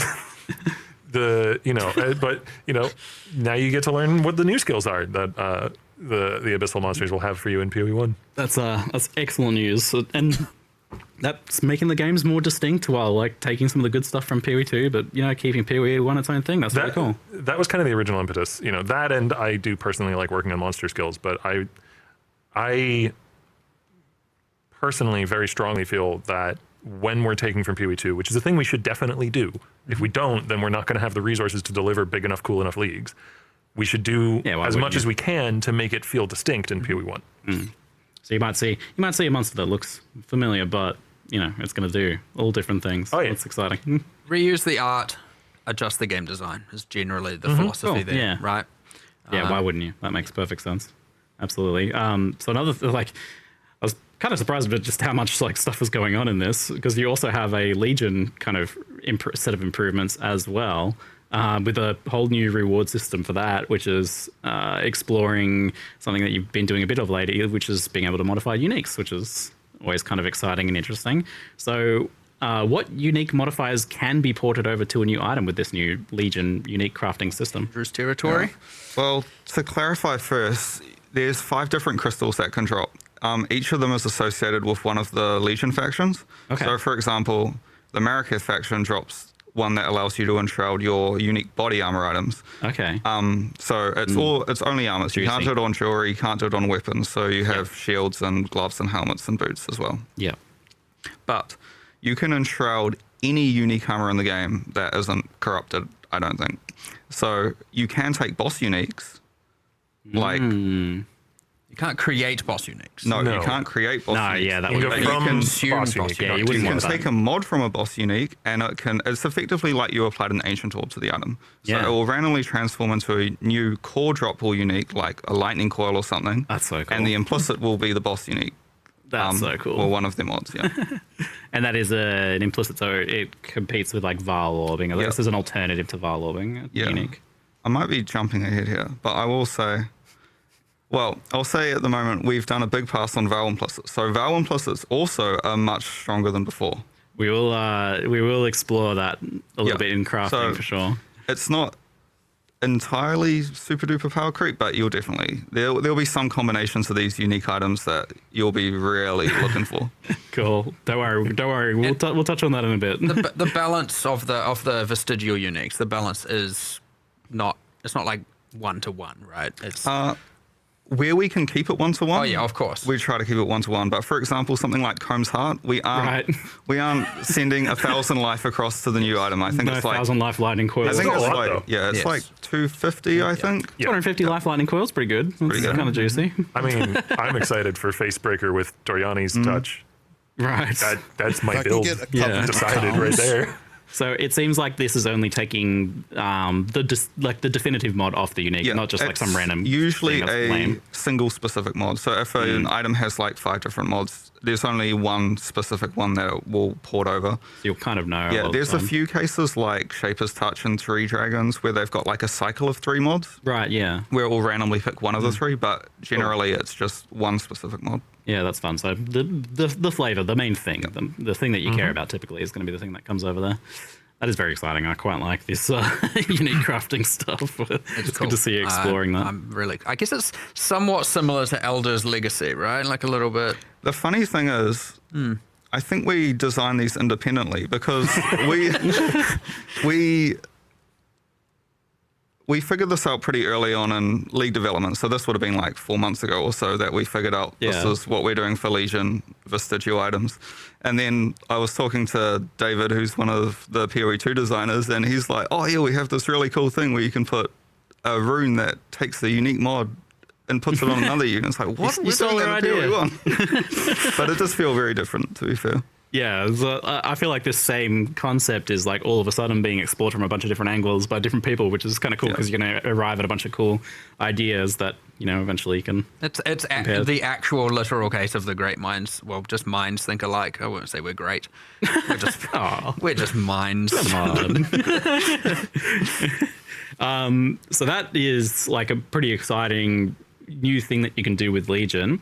But with incubators being removed, which is kind of like a lot of the baseline reward for Legion, doing Legions in maps, do you feel like the raw reward value of Legion will still be there? Is that being kind of compensated in some area? Yeah, well, personally, last league I actually ran a lot of Legions, so I knew like the pain points especially. Yeah. And I was flooded with so many incubators. I literally had to filter out like 95% of incubators. Yeah. Very few of them I felt like actually gave much like value, and I just was annoyed that every few maps I needed to apply 10 currency incubators. Yeah, I think this is a good change. So I don't think you're losing too much. You still have all the other reward icons.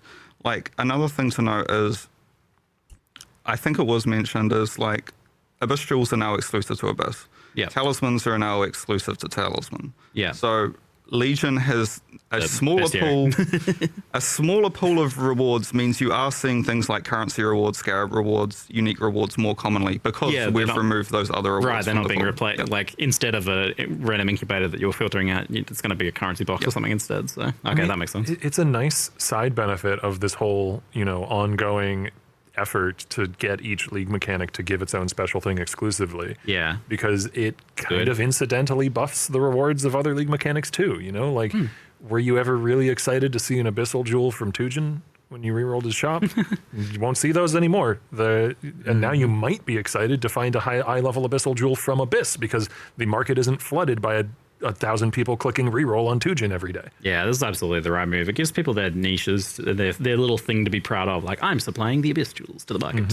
When it comes to like conceptualizing this, I know like Andrew came in, he's like, I got these pain points. I want to improve some leagues.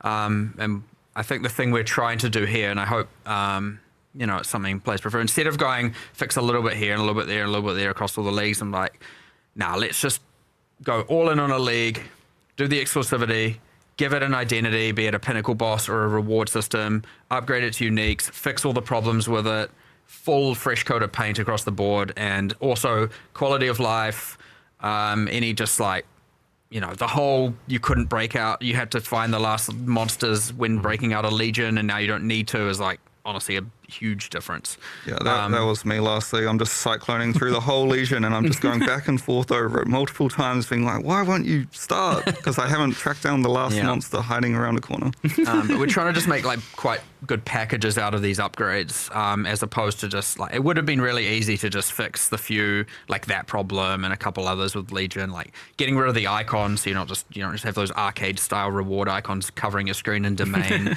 all that. But then we're like, well, while we're at it, new reward system needs it. And with the burst, we're also like, new pinnacle, why not? Because it needs it. And and we kind of hinted towards some ominous mastermind of Legion there, so you can already see we're heading in a direction towards more to come. Yeah. Cool. But I hope players enjoy the more grander reworks as opposed to like what would just get lost in a few almost bug fix patch note style things across the board. So even though some leagues, because I know a lot of people can go, what about this league? What about that league? What about, like, our idea is to just, we've got a new league. Here's a couple of leagues we want to improve by giving them identity, fixing everything, addressing the gameplay concerns, and we're just going to cycle through them. And I'm sure by the time we get to the end, we have to go back to the start. So, Legion rework to 2029. .com. There was a weird question from chat there. Can Foulborn unique mods become vestigial unique mods? That would be kind of wild. No, I think that's the other restriction of the system. You cannot use the currency on corrupted uniques, and you cannot use it on Foulborn uniques, because it's sort of like a different sort of magic. Right, yeah. Okay. They've been defiled in their own way. Yes. You're not crossing the streams. Things would start to get pretty complicated pretty quickly with that sort of thing, wouldn't they? Another thing that's been reworked and indeed come back is mercenaries. There's a long list of stuff going on in this expansion, isn't there? So to clarify, the base mercenary mechanic is now that you fight them in a zone and then they help you for the rest of that zone, not that you can then like hire them permanently on any character, right? Yeah, so they'll start showing up in Act 3. There is a change that we want to get in. It might not get in for the patch, but in the campaign, we do want to see if the mercenary can follow you for multiple areas. Oh, but like, if you, so in the campaign, it's like you find them in. Yeah, you wouldn't want that. You wouldn't want that in endgame, would you? But like, in it doesn't really work because they have to go from a combat area to a combat area. Yeah, okay. You can only have one temporary mercenary at a time still. So if you find a mercenary in one area and then the next area, you don't have you aren't taking a full party with you. But, yeah, undecided if that will get in time or not. Okay. I did definitely notice that you have buffed them, like, because they're now this limited thing. It seems like you're just like, well, let's make them ridiculous. Like, well, they're stronger than me. The main thing with temporary mercenaries is you cannot tweak their gear. Yeah. And because you cannot tweak their gear, we can make them much stronger than before because we don't need to balance around you giving them 1,000 DPS axes and Doyani's prototype and whatever else. Yeah, they seem to be powerhouses. The good thing is we can balance permanent mercenaries and temporary mercenaries completely separately. Yeah, and that's really cool. And that's the other thing. So you can now get permanent mercenaries through the Luminary. And I feel like this is the most interesting, unique ascendancy possibly ever. I feel like I maybe lied last time we'd added the last Scion class where I said we'd add another one after 13 years. You did, yes. Turns out it was 6 months. My bad, give or take. So, sorry, apologies for the dishonesty. I'll forgive you on this one. But yeah, as you were going, sorry. Yeah, no, it's like, so the Luminary allows you to permanently hire a mercenary, and then there are, like, it's scaled back a little bit in that you need to say, oh, I care about them having unique gloves, so I'm going to allocate that point, or I'm going to mix and match those guys. So it seems like you've put some kind of effort towards making them a little bit more balanced, but this is like a super, I don't know, this is a super interesting ascendancy because it's got like a really long tail on it. Like you can keep finding new mercenaries as you go long term, right? It's also interesting if you're not a luminary, because if you find a really good mercenary in a map, you can itemize it and trade it to a luminary. So there'll be a market for farming mercenary for other luminaries, assuming you know what the very valuable mercenaries are. Markets developing. I can't wait for someone to buy like an ultra expensive warrant, because that's what the tradable thing's called, the warrant. And then they're like, yes, I get to hire it. And then they just die. Oh, no. I'm like, oh, no. You're evil. I thoroughly love where the Scions now ended up. Yeah. the 3 classes it has. You've got the Reliquarian, which we teased yesterday, day before or something. Yes, the new set. we've shown the new ones. You got this, like all 3 classes. The Ascendant obviously is a bit more, but there's still many permutations, but still 3 very unique classes. Yeah. Insane build variety. It ended up just being amazing and special, and the Luminary just is the icing on the cake there, honestly. I'm looking forward to playing it. That's definitely my... Yeah, I'm 50-50 at the moment what I'm going to play. It's either going to be a Flame Link Mercenary, me using the Flame Link, or channeling Lightning Tendrils, which sounds weird, but there's stuff. There's stuff. I was going to say Andrew has adjusted over 100 skill gems for this I patch? think I still got a few dot buffs to do, but everything else should be in the notes. That's literally our next topic. I've just got a couple mercenary chat questions before we move on. So, will mercenaries revive automatically if they die after changing zones, or do they need to be revived with gold still? They still need to be revived with gold, and same system as before, where they'll turn up in the next area. Yeah. Okay. Did you guys But their survivability has been... No, I don't think it's been messed with too much. I think it should be all good. Okay. You will need to put defensive gear on them, I think. I can't remember. It was too long ago when I looked at the balance for the... Figure it out. Did you guys improve the UI or something like that? I feel like it was a bit better or something. I don't know. It's hard to recall. Exactly. We have added extra panels so you can see more information about your mercenary. Yeah, there was the passives and defenses and stuff. So the defenses, for them. I think, used to be there, but we've added a new panel for their passive stats, which will show... Because mercenaries in the back end, they have effectively a fake passive tree. Yeah. Which you couldn't see before, but it's very useful to know how many damage increases they're getting, how much crit multi they're getting, those inherent... You can actually build them a bit more because you know what they're going to scale properly. Yeah. There's 2 things about the Luminary that I think are worth... You're talking about passive stats, and it reminded me. There's 2 things about the Luminary. So the first thing is that what we found is people were playing the Luminary and then they'd find no mercenaries. So the campaign has... How many fixed spawns? 3? 4 areas, Yeah. So some guaranteed ones. You're still, and the random ones are still there, so that you can't just I've played this class and I can't do anything. And then the second thing is in the campaign specifically, because you can't guarantee them with scarabs and invest into them always being there, they level up with you. So that the ones you do find earlier on will sustain for their skills get better, they get the passive. Yeah, so when you're in an area, it's just matching their passive stats and their skill level to the current area level. But what it doesn't allow you to do is you cannot equip a high level item on a mercenary you found at level 30.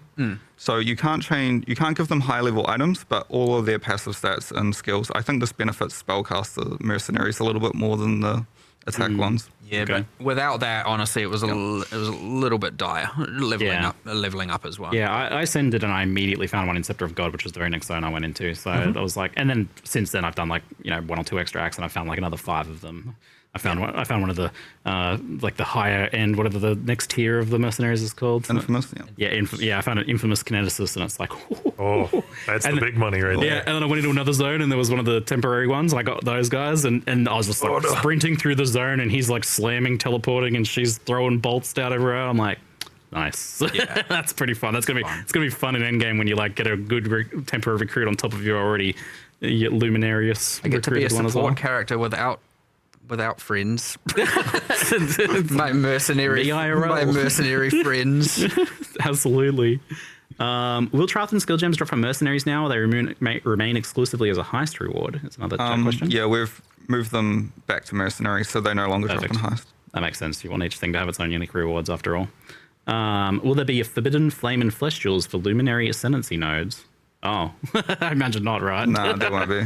Because most of the nodes don't work unless you have the node that enables you to have the mercenary. And then there's that one that would just be completely busted. Yeah. So it's similar to Reliquarian. Neither of those 2 ascendancies. You can still use the Ascendance ones, but you can't get the Reliquarian or Luminary ones. Scion and being a weirdo with her ascendancies. Yeah, she's an edge case. We were fun little thing that I'm sure. Well, we were just discussing this before because you experienced it out here, where a lot of players probably have forgotten. But for those who remember the first time players have to actually go and unlock the Scion to be able to play the Scion. Yeah, I had a fresh account here, so I was all of a sudden like, wait, what? I forgot about that. You guys have removed the Scion? Because who actually remembers that from whatever, a decade ago? Oh, yeah. So obviously when we announce a class like this, a lot of people who are going to start playing the game are going to be like, I wanted to play this thing and I don't know where it is and I don't know what to do. Almost certainly after this, we're going to go and make it so that the Scion is just unlocked by default at this point. We should be adding new interesting discoveries and unlocks, not like holding on to that when people might want to play this and come play the game and actually engage with the Scion straight away, and they don't have to. A new player shouldn't have to play to Act 3 to then reroll to do it. I know this is a thing that like isn't a huge deal Most because of us unlocked it 15 years ago or something. everyone just has done it, but like, yeah, it's easy to forget that even was a thing. So hopefully, yes, they don't have to play to Act 3 to then re-roll in order to play the class that they want to play.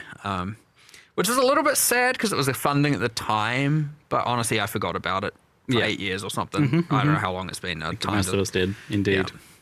So, Andrew, you did some work on skill balancing. It seems like hand casting, aka self casting, was a big part of the focus. What was your kind of like goals with skill balance this time? What have you been working on here? Yeah, well, it's a couple of words that keeps cropping up over and over again. So we sat down and had a look and figured out like what are the problems with hand casting. It's like what are all the different things we can change.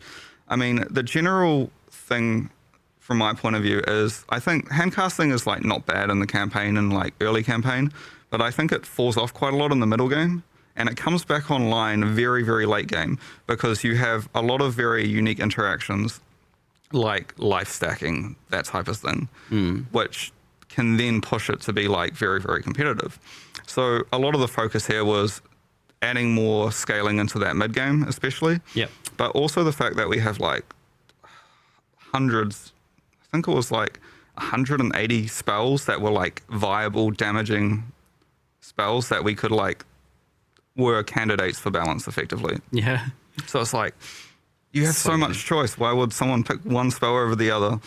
So we've also done a focus of like trying to differentiate the spells a bit more based on like their inherent damage types. Yeah. So for example, like blade spells now have like 10% crit chance instead of 6%. So they're massively crit focused. Whereas fire spells have lower mana costs than other spells, but they have higher damage effectiveness. I don't know if that counts. Which sort of leans into them being very good for Ignite.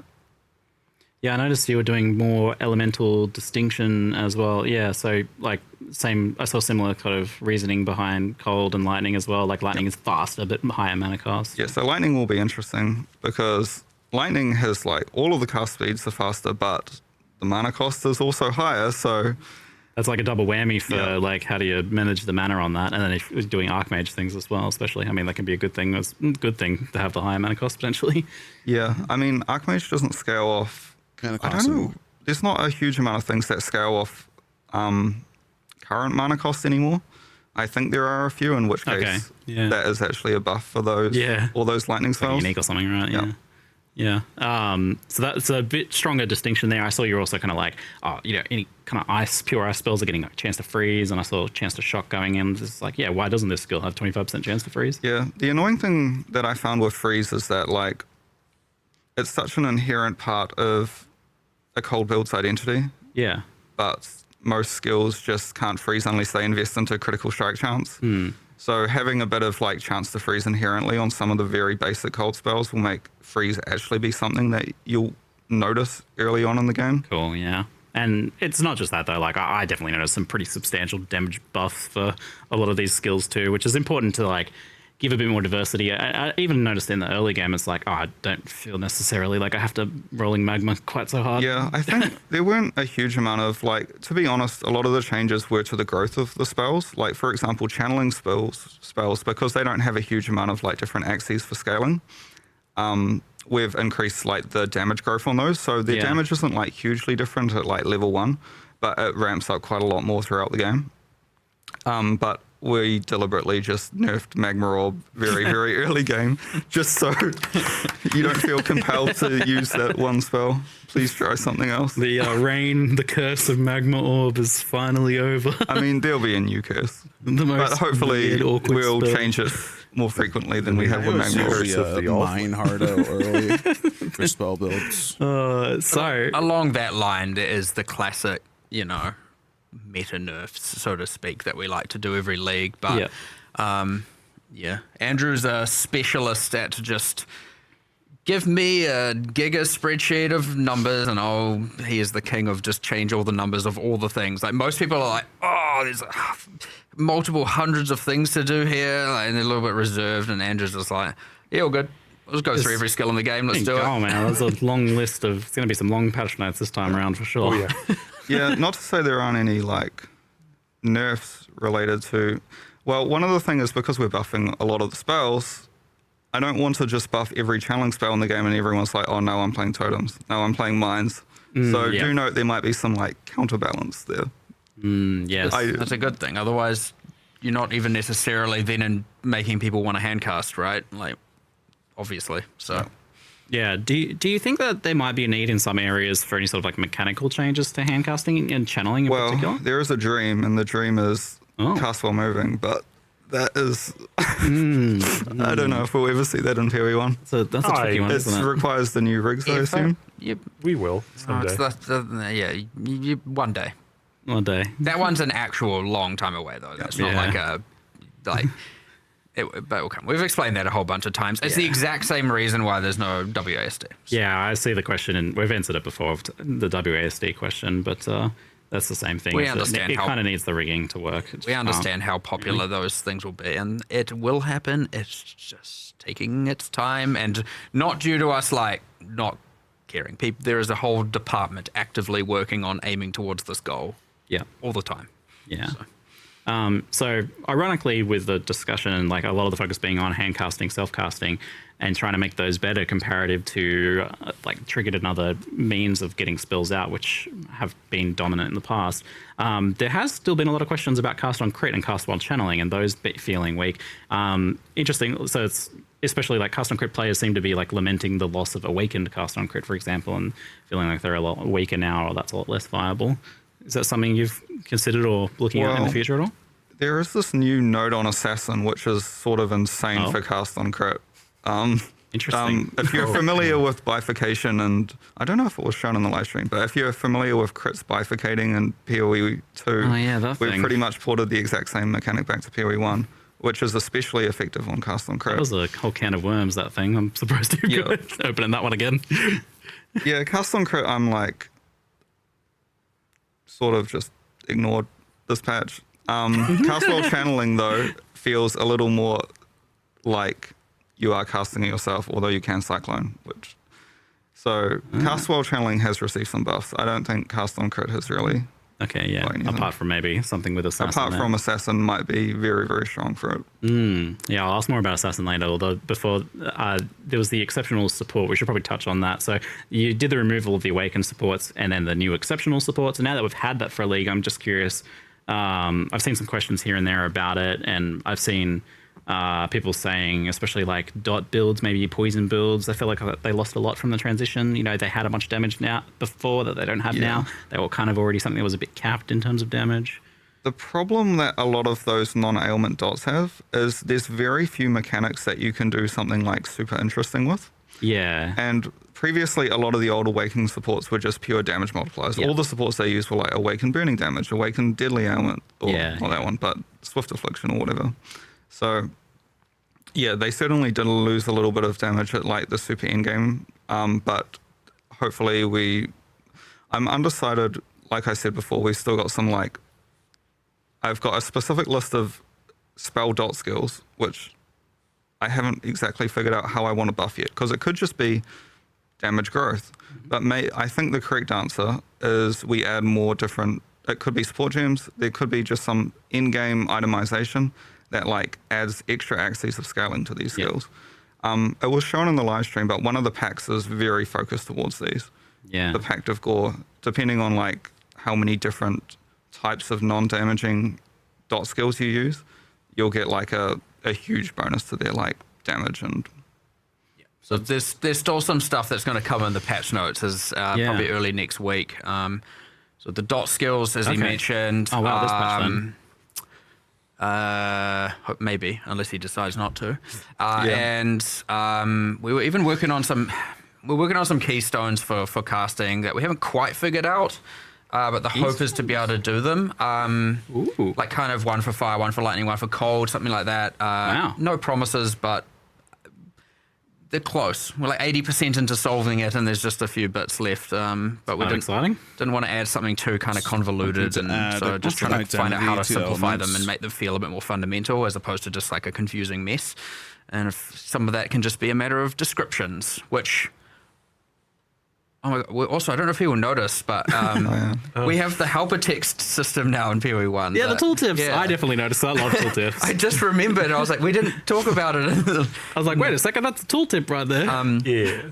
On that note, though, we don't have everything. The system's there. That's going to take time. The new stuff has it. The old stuff going to require slowly It's a going to lot get of, updated. Finding all the cases where it's necessary, writing all the text. Yep, You know, linking like, them all. you can automate some of this once you have a keyword, which is what we call it yeah. internally. Auto-highlight. You can go look for all the places in the game that use that word that you're trying to keyword. Yep. But the actual writing of each individual keyword, that needs to be done manually by people who understand the systems, and is also very exacting, because Path of Exile is a very precise game. exactly. And so if you have slightly different wording, it can mean a wildly different thing. We only let a few people in-house actually write these things because we want to make sure they're very consistent. Yeah. You see in some games where you've got descriptions and it's just, you look like each developer wrote their own variation of it. So we generally try and make sure these are done very precisely, because misinformation is way worse than almost no information, right? Like it just confuses people. So they're going to get filled in, but we're needing those specific people to be free to do it. But it's a good QOL addition to the game, and good for onboarding as well. And so that's just random pivot, but I just remembered that when we were talking about the keystones and describing them. I see chat bringing up nearby. Did we get that nearby? Oh thing, yeah, I Andrew? was going to mention The highlight, the circle. Yeah, so I think what we're going to do is we're going to do a restart patch, like a content update, maybe a week or two after release. Yeah. And for that, I have a plan where I'm going to unify all the nearby keywords. Oh. So nearby, close, present, proximal, all of that stuff. And then it will all be keyworded, and you'll be able to highlight the keyword, and you'll get the nice little ring around your character. I just want to clarify, because people got confused about it last time. When he says restart patch, it just means a patch and where the realm goes off and then back up. Just to be clear. Not resetting. I saw last time people going, what do you mean there's a week one league reset? As in, there are some changes that won't work unless the client has been restarted. So it just forces everybody off the game. Eternal terminology leaking It's out. about client server synchronous. But that's good news. I've seen us. We refer to it as a restart patch internally, and I see some people, rightfully so, misinterpret that as a economy restart or something. I'm like, no. You don't need to do that for a tooltip. No, Not usually. the new league mechanic tooltips.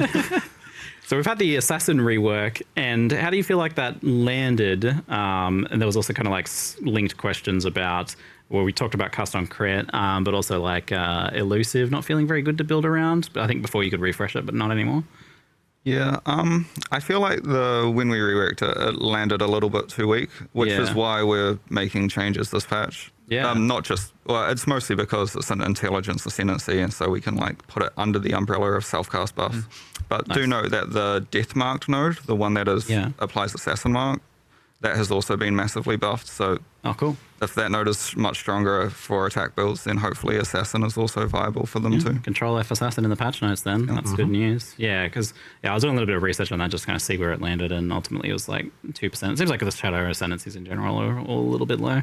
Yeah, I mean, we do sometimes look at PoE Ninja just to see like the one or two authority on this. We often have our we make sure we address the least played class or two, but because some of these, we just instead went with more of a not to say they aren't, but folded into the hand casting thing and do spell casting adjacent stuff instead. Yeah, related to the assassin questions, a few people have been asking about daggers and claws. Daggers in particular feel like they lack a bit of an identity. Like you would expect them to be the highest crit thing, but in many cases that seems to not be the case. And a lot of the times it's like, unless it's a unique, it's like, well, I should just use a claw instead. That's going to be better. One of the things that's going to be in the patch notes is quite a lot of caster itemization changes, particularly to like staves and daggers and wands and scepters. Okay. So one of the things with daggers is they're implicits. We just had a look at them compared to like wands and scepters, and it's like you're kind of weak. Yeah. So all of the crit chance on dagger implicits has been buffed. Nice. And then the changes that were related to wands and scepters generally proliferate to daggers as well. So rolling caster daggers will have a bunch of improvements. As attack daggers versus attack claws, the only real change there is that daggers have slightly more crit chance. Yeah, I imagine that's a bit out of the scope of this current one, since it's not the focus now, but something to look at in the future. It's the maybe. same thing where we try and pick a package similar with the League reworks, For sure. instead of just bits and pieces all over. We're like, what's something cohesive? So when you go hand casting, and then you kind of let it spread and affect things that are somewhat adjacent, but I mean, the players will then tell us what the next, like we almost always go off, as he said, when the word hand casting or self casting keeps coming up, that's how we ultimately decide here's what we're doing next. So ultimately we just keep paying attention to what people think is not in the right spot, and then we go, okay, how are we going to turn that into a package, a rebalance package? And that's kind of how we go about doing it, to be honest. So let us know is the answer. Well, I mean, that's the next question is about defenses on ranges. Obviously not in the scope of this patch, so no one expects anything in that regard. But it's maybe a good one for the future to look at. Defenses on the ranger build archetypes, especially with bows, it seems to be, is kind of the topic here. And I had some prolonged discussions with a few people about this one. So I have some extra context on this if needed, but the main takeaway seems to be that range defense suppression, namely, was nerfed as a result of other classes heavily investing in it, which is like a good thing to do, because you don't really want like the build checklist of like, oh, I have to get suppression on every single build was obviously a problem. So that was like nerfed in, I believe, 3.2.7, and there was some stuff before that as well. So while probably good for other builds balance, Rangers seems to be lacking in their own way to make up for that. And evasion seeming kind of increasingly weak, with less benefits to stacking it than other things like armor and energy shield. And other defensive layer options in that kind of archetype seem to be highly conditional, or they have some really big downsides. And the ascendancy options are really high in point investment typically. A lot of them are 4 pointers, where other things in other classes would be 2 points. Bring and deflection also to highly PoE conditional. 1. It's like, you know, don't get hit, or you don't have any defenses kind of thing. So I was wondering if that's like an area that you might be interested in looking at in the future, or something you've been tracking. I mean, if the player base agrees, and then we look into it, which, I mean, you're primarily correct, yes, then that will turn into our next package, right? Like, we pay attention to it during this league, by the way. And then we go, okay, you got this, this, and this. What one are we going to focus on? Maybe we can do a second. So, again, that is a worthy candidate for sure. Yeah, I haven't played an evasion build in like 2 or 3 leagues. That might be a good indicator. I can't remember how good the defenses were. I remember the philosophy of that change was basically that like a lot of the investment in the ranger area of the tree should be able to get suppression back to the level that it was pre-nerf. Yeah. If that isn't the case, we can probably do more there. Yeah. You'd want to adjust things that are like solely the domain of that kind of build, right? Yeah. So like pure evasion bases, or maybe quivers, something like that, if you're talking about bow builds being a problem specifically.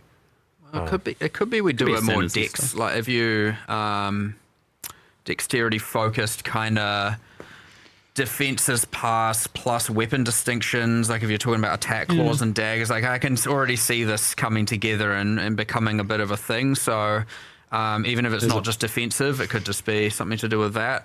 Since we were kind of talking about like the daggers and claws and stuff, that's also in that similar area. So I wonder if that's like there's a package kind of in that area. I can see that. I could see that coming together. Yeah. Yeah, it's like there's always going to be people that disagree on like what's the next area that should be focused on, but that's one that got brought up by someone whose opinion I kind of trust on that topic. I do agree that I don't think PoE 1 has super good identity between different types of weapons, because like if you're a slayer, it's like, what's the difference between using a 2-hand sword axe or mace? Really, there's like a few mastery options, a couple of different implicits, and that's a fun thing to improve too. Like it results in things being more interesting typically whenever that sort of stuff is addressed. So I mean, one of the benefits of having this, cadence where we have the split teams with designers fully dedicated to PoE 1 is we have the time and resources to address these kinds of problems. Yeah. We can do much more significant balance shakeups every league if we want to. That's clearly evidenced by this patch with the gigantic delve into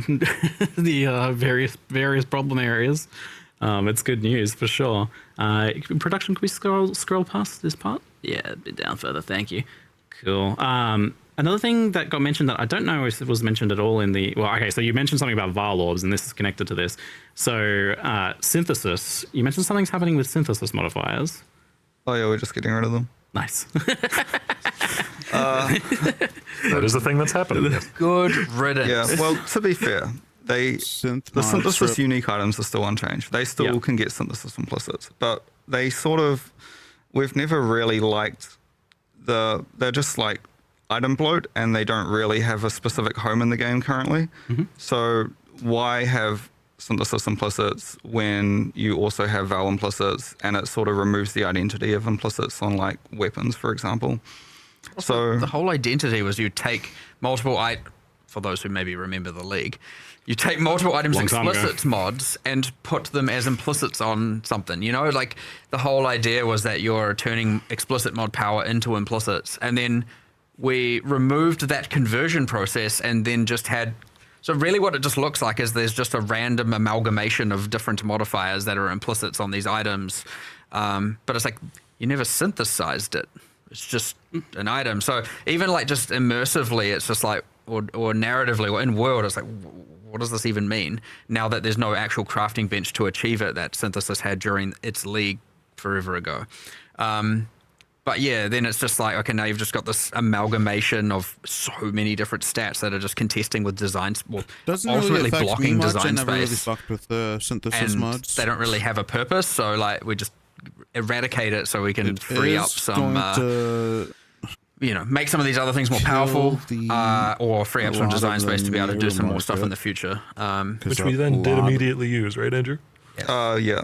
So tell me more. Well, I guess that's sort of like the vestigial items, but those are unique, so they don't really compete with synthesis bases.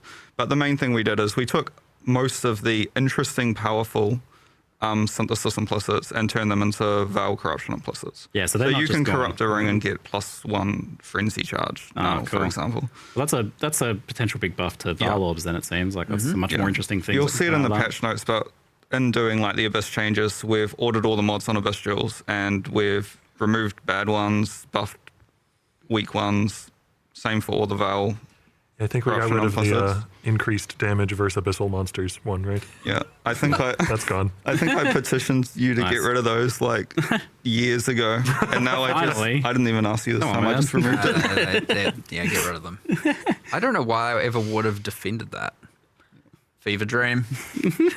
Memory hole. One of those days. Did you ask me before 10 a.m. and I hadn't had enough caffeine? I can't remember. You can't do that. I need that for a reason. That's the right answer. Yes. I mean, that's a very juicy buff to double corruptions. There's going to be some fun double corrupting actually coming out of that. It also means you can no longer mirror the best items in the game anymore.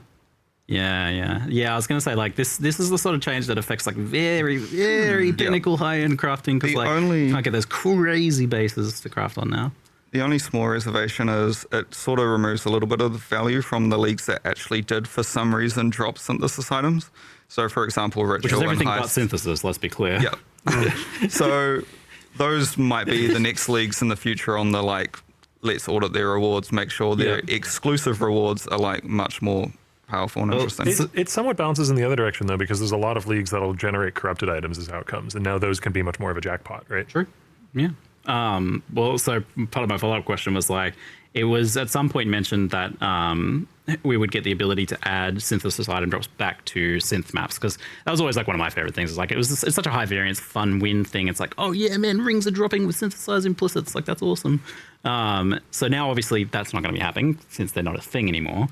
Is there something that synthesis maps could get to make them have their own unique reward? Are they even a candidate for that kind of, like, are they a system enough? Well, they're sort of under the umbrella of unique maps being very old and being not very good. And we would love to just, like, completely redesign all of them and do them properly. They're getting sad. They're getting real sad.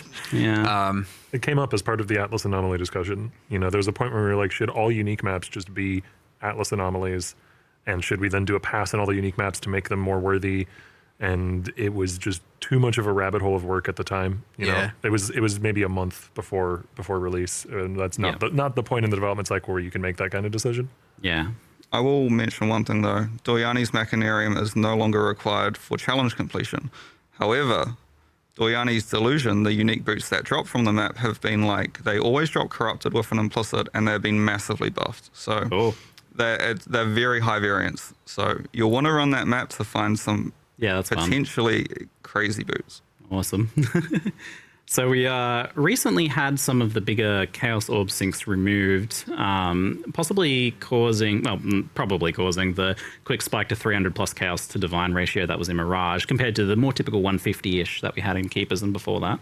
So I'm curious, like, is this something you guys really look at or care about too much? Or are you like, the economy's going to economy? Like, what are your thoughts about it? What are the impacts on players of this sort of change? Like, if you have an economic shift like that, is it something you care about? Too much.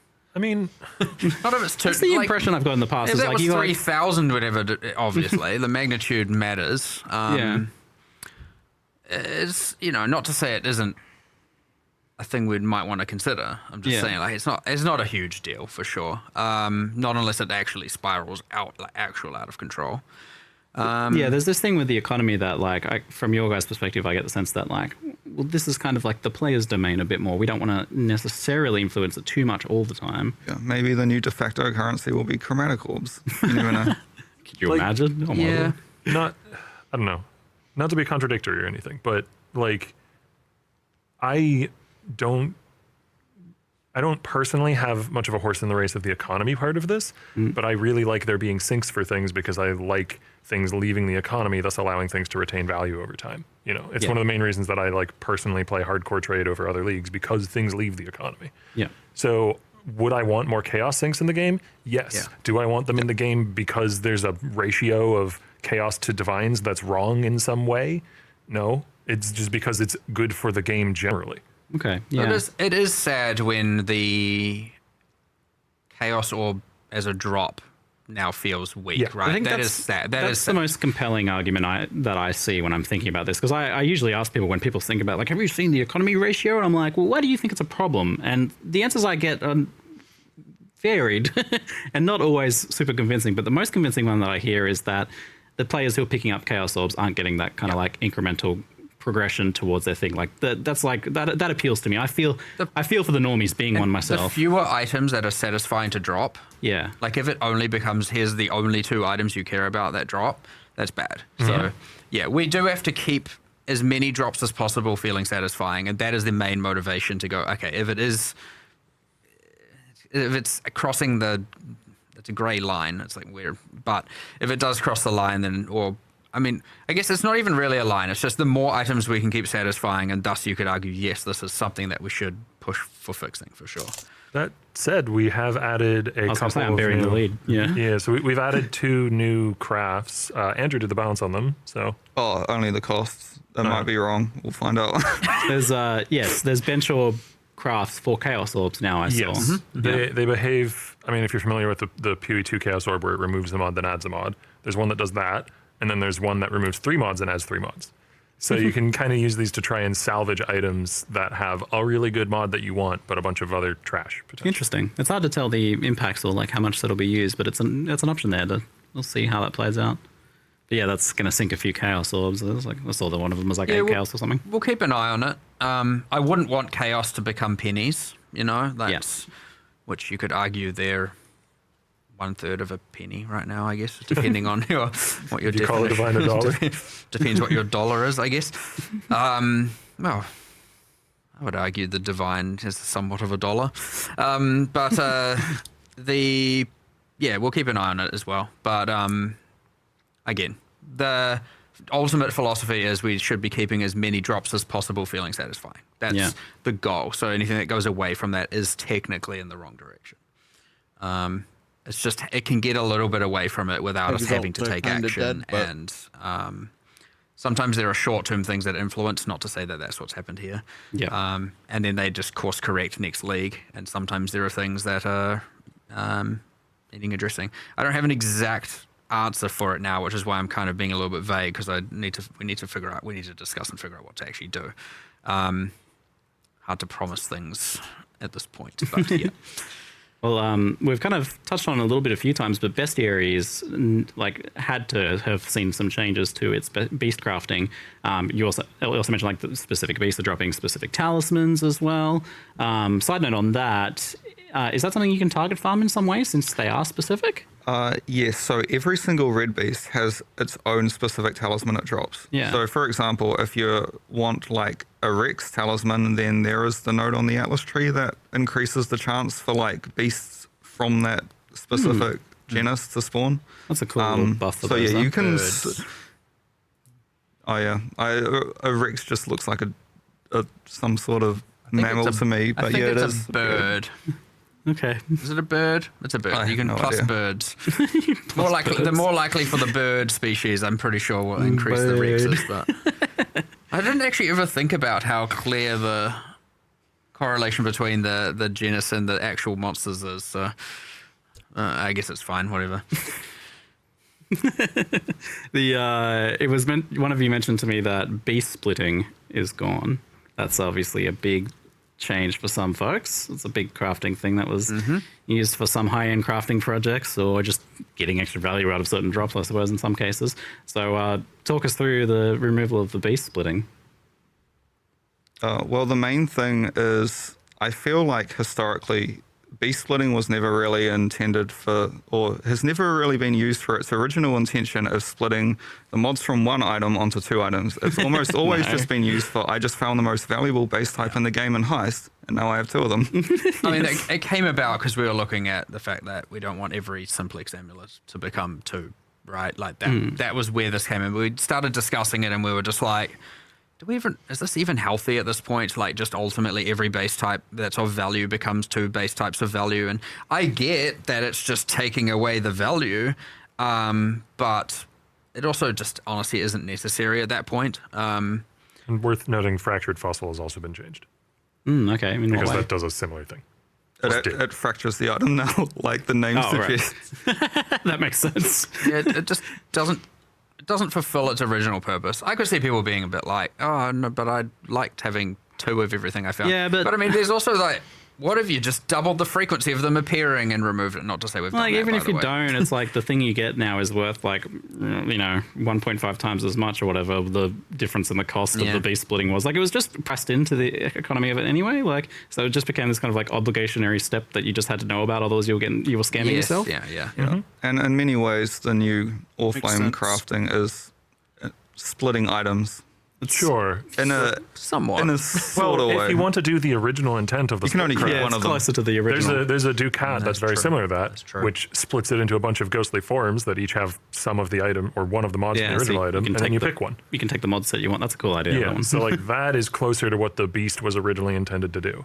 Yeah. Okay. Isolate a strong mod to then craft from. But noting on the case of bestiary, I know Octavian, you share this as well, but both of us probably. I don't know how you feel about it. It's our top on our top list. Oh yeah, even So your number one. It's my number one for like. our programmers keep asking me when are we gonna get. Oh God, It's a dire rework. it is a rat's nest, man, on the back end. Like when we added that scarab that added the new beast, the Black Morrigan, like that was just add a unique beast that has a few crafts, and that was like 2 weeks worth of going Yeah. back to it, fixing a bug, going back to it, fixing a bug, because it's Sad. It It is it's the a bit older, that number one. one league that's in a dire need of a rework in our eyes.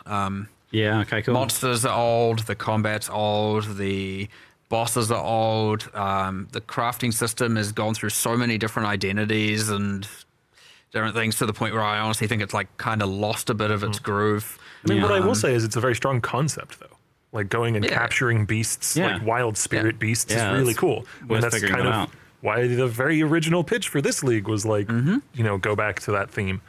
So we'd want to keep the strong theme, but Yeah. I know that one, we all agree. I don't know how players necessarily feel, but yeah, I mean, I definitely have had questions about that, especially on the quality of life side of things. And since you're already thinking about that, it'd be worth mentioning those now. So people like, particularly like just with hitting the limit of beasts and then like having to empty them out, there has been some improvements there, but it seems like it's still like just a big problem for people that are honestly, actually trying to engage with the mechanic. we've been doing kind of weak level band-aids for a while there, because the actual solution is quite a lot of work, and we keep going to do it, and we're like, can we really afford to spend this much time on that instead of, and there's all this like cool content stuff, and every time we're weighing the scales, it's like, it's not quite there. And so this is where I'm like, okay, in order to actually do this, we have to make bestiary the focus. So we have to go, this is the rework, and then we'll be able to do all of this stuff. But it's surprisingly more work than it might seem. Because if you do it in that way where you're making it a focus and you're, revamping a lot of the content as well, then you're not having to choose between, do I fix these problems or make cool content? You're just fixing the problems while making the cool content. Yeah. Make League good. Something that I saw kind of like asked was like proposing the idea is like, do yellow beasts even really matter and need to be a thing like they are? Like, what if they just kind of dropped a life force beast juice? Or something like this that. Recently as well. Interesting. Well, this was part of the original spec where we'd basically wanted to say that yellow beasts still appear in maps as extra monsters, but Ironheart doesn't capture them.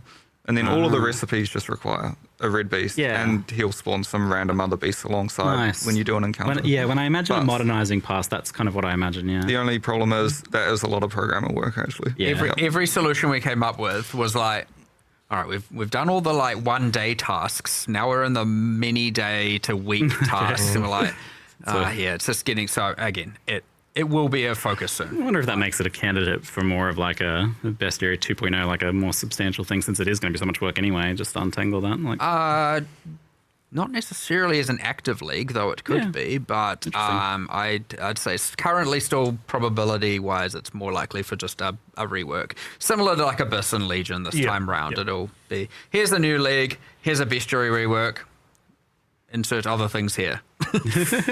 We've got some rapid fire kind of quality of life and technical questions here. EU servers seem to be having some major issues each league launch and maybe beyond that from what I've heard. Any news on sources of that issue or potential improvements on the horizon? None of us three know about that, unfortunately. So Jonathan handles that with our more live ops and sysadmin team, so we just don't know, honestly, what's going on. Like, I'll ask him about it then. That is the better thing to do for sure. I'll get on it. We talked about the tooltips. Excellent. In-game price checking was added to PoE 2. Is that something you're planning on adding to PoE 1 as well? Almost all of that. Well, yes. Don't know when. Same with like price checker, build planner, which I guess is a bigger build thing. planner. Yep. There's some complexities around it. Like we are trying to, as from the helper text thing, we just got that ported over, so we're slowly porting stuff over. But often the best person to do it is the person that implemented it, right? And it makes sense to port it. But those people are working on PoE 2, big upgrade. So we've got to find these like windows where they're like kind of between tasks where they can migrate it over and make it work. Otherwise, you're having someone who doesn't know that code base at all trying to maneuver it over, and they don't understand the, parts of it that are less important and more important necessarily. And they can figure it out, but it would just take a lot more time. So we try and find these lulls between major tasks for them where they can go and port stuff back. And we just need to do some of that, really. So. And those sorts of things that work towards the goal of like, you don't really have to install third-party software to play PoE if you're a long-term player. That's ideally the outcome there. And that got me thinking about that. There's 2 features of Awaken Trade that I would keep me using it, even if you had the in-game price checking that was working just as well. And those are /hideout macro, the ability to like return to your hideout quickly. And the second one is the control scroll wheel your stash has without being moused over it, because that exists in game, but you have to mouse over it, which kind of defeats the purpose. Interesting.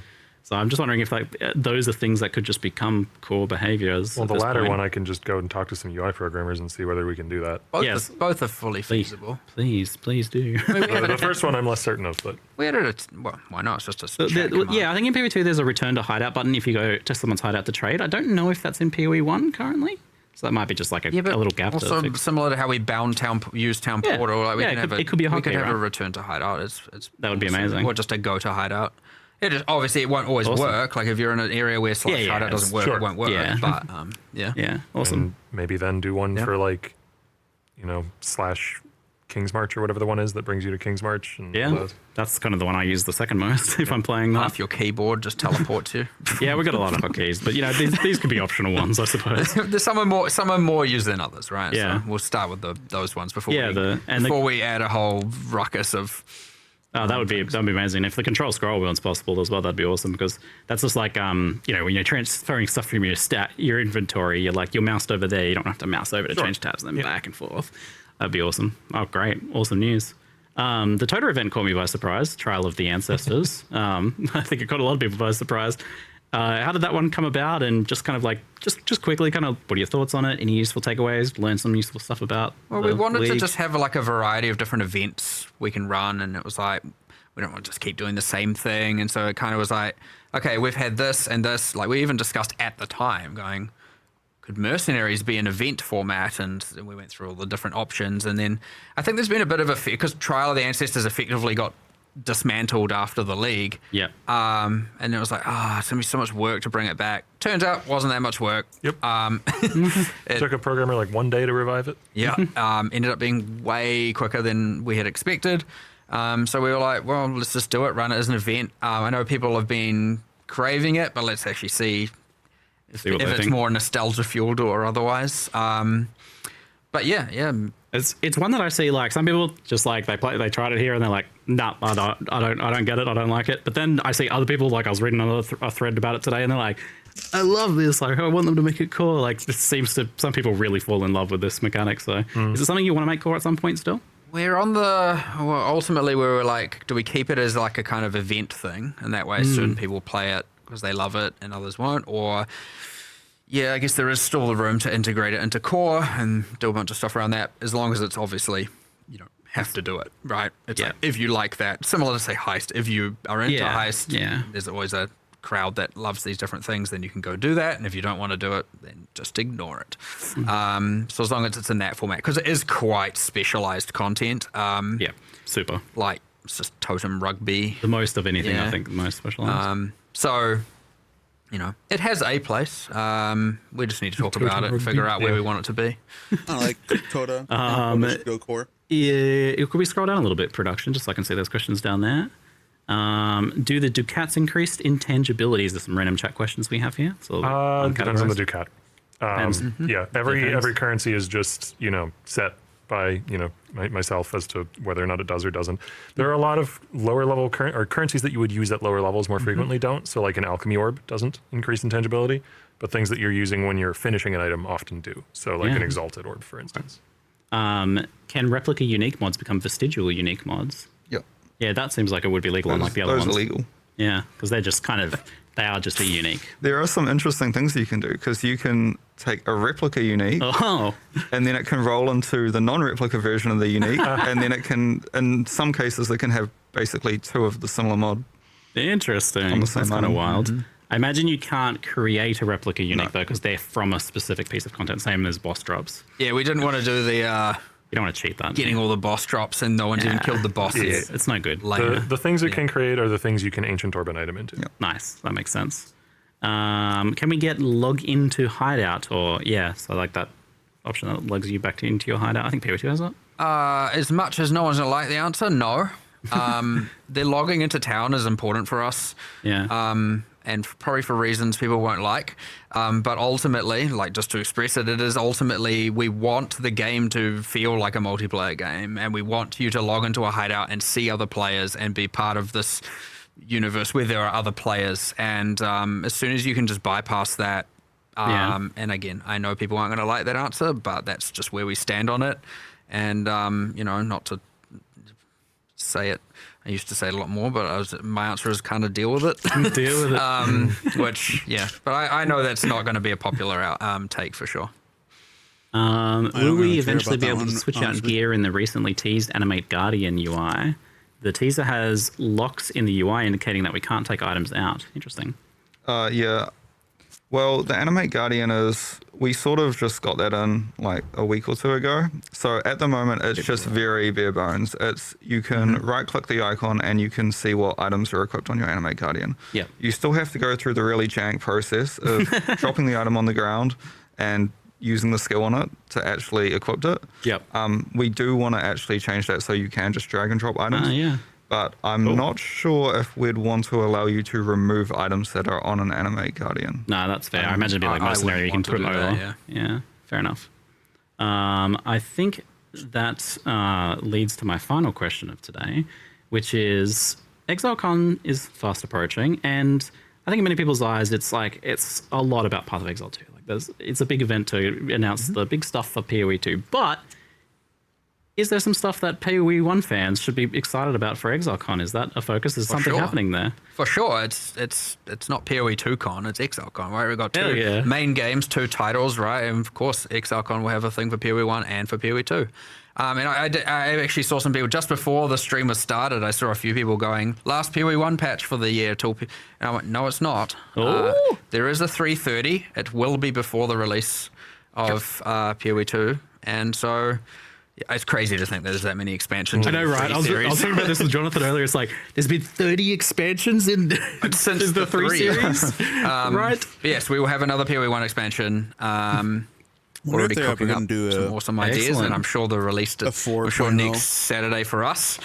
We will be able to nail it down mostly. PoE but 2 was originally going to be the 4.0. Some pretty cool stuff in the works. Or to be in the works fully, since these guys are wrapping up. But yeah, should be epic. PoE 1, PoE 2, big end of year for us. And absolutely monster of an end of year. Everything Path of Exile related. Yeah, absolutely. Excellent. That's fantastic news. Exactly what we want to hear. Well, thank you very much, all of you, Andrew, Octavian, Mark. Thanks very much for the Q&A time. Thank you very much, and awesome job, you two, by the way. Awesome job to you, Ziggy. Oh, thanks. Oh, yeah. It's a banger of a patch. Absolutely. Exciting. All right, see you guys later.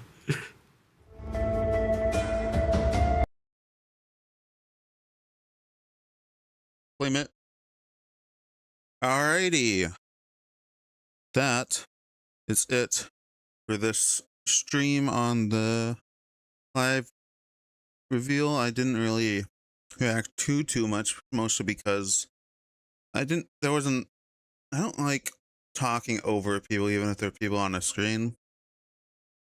So I guess and I'm not really used to live reacting. I just wanted to do it to see what it felt like. In future, I might just pause more if I have more I don't want to say. But for the most part, I just mostly agreed with what they were doing.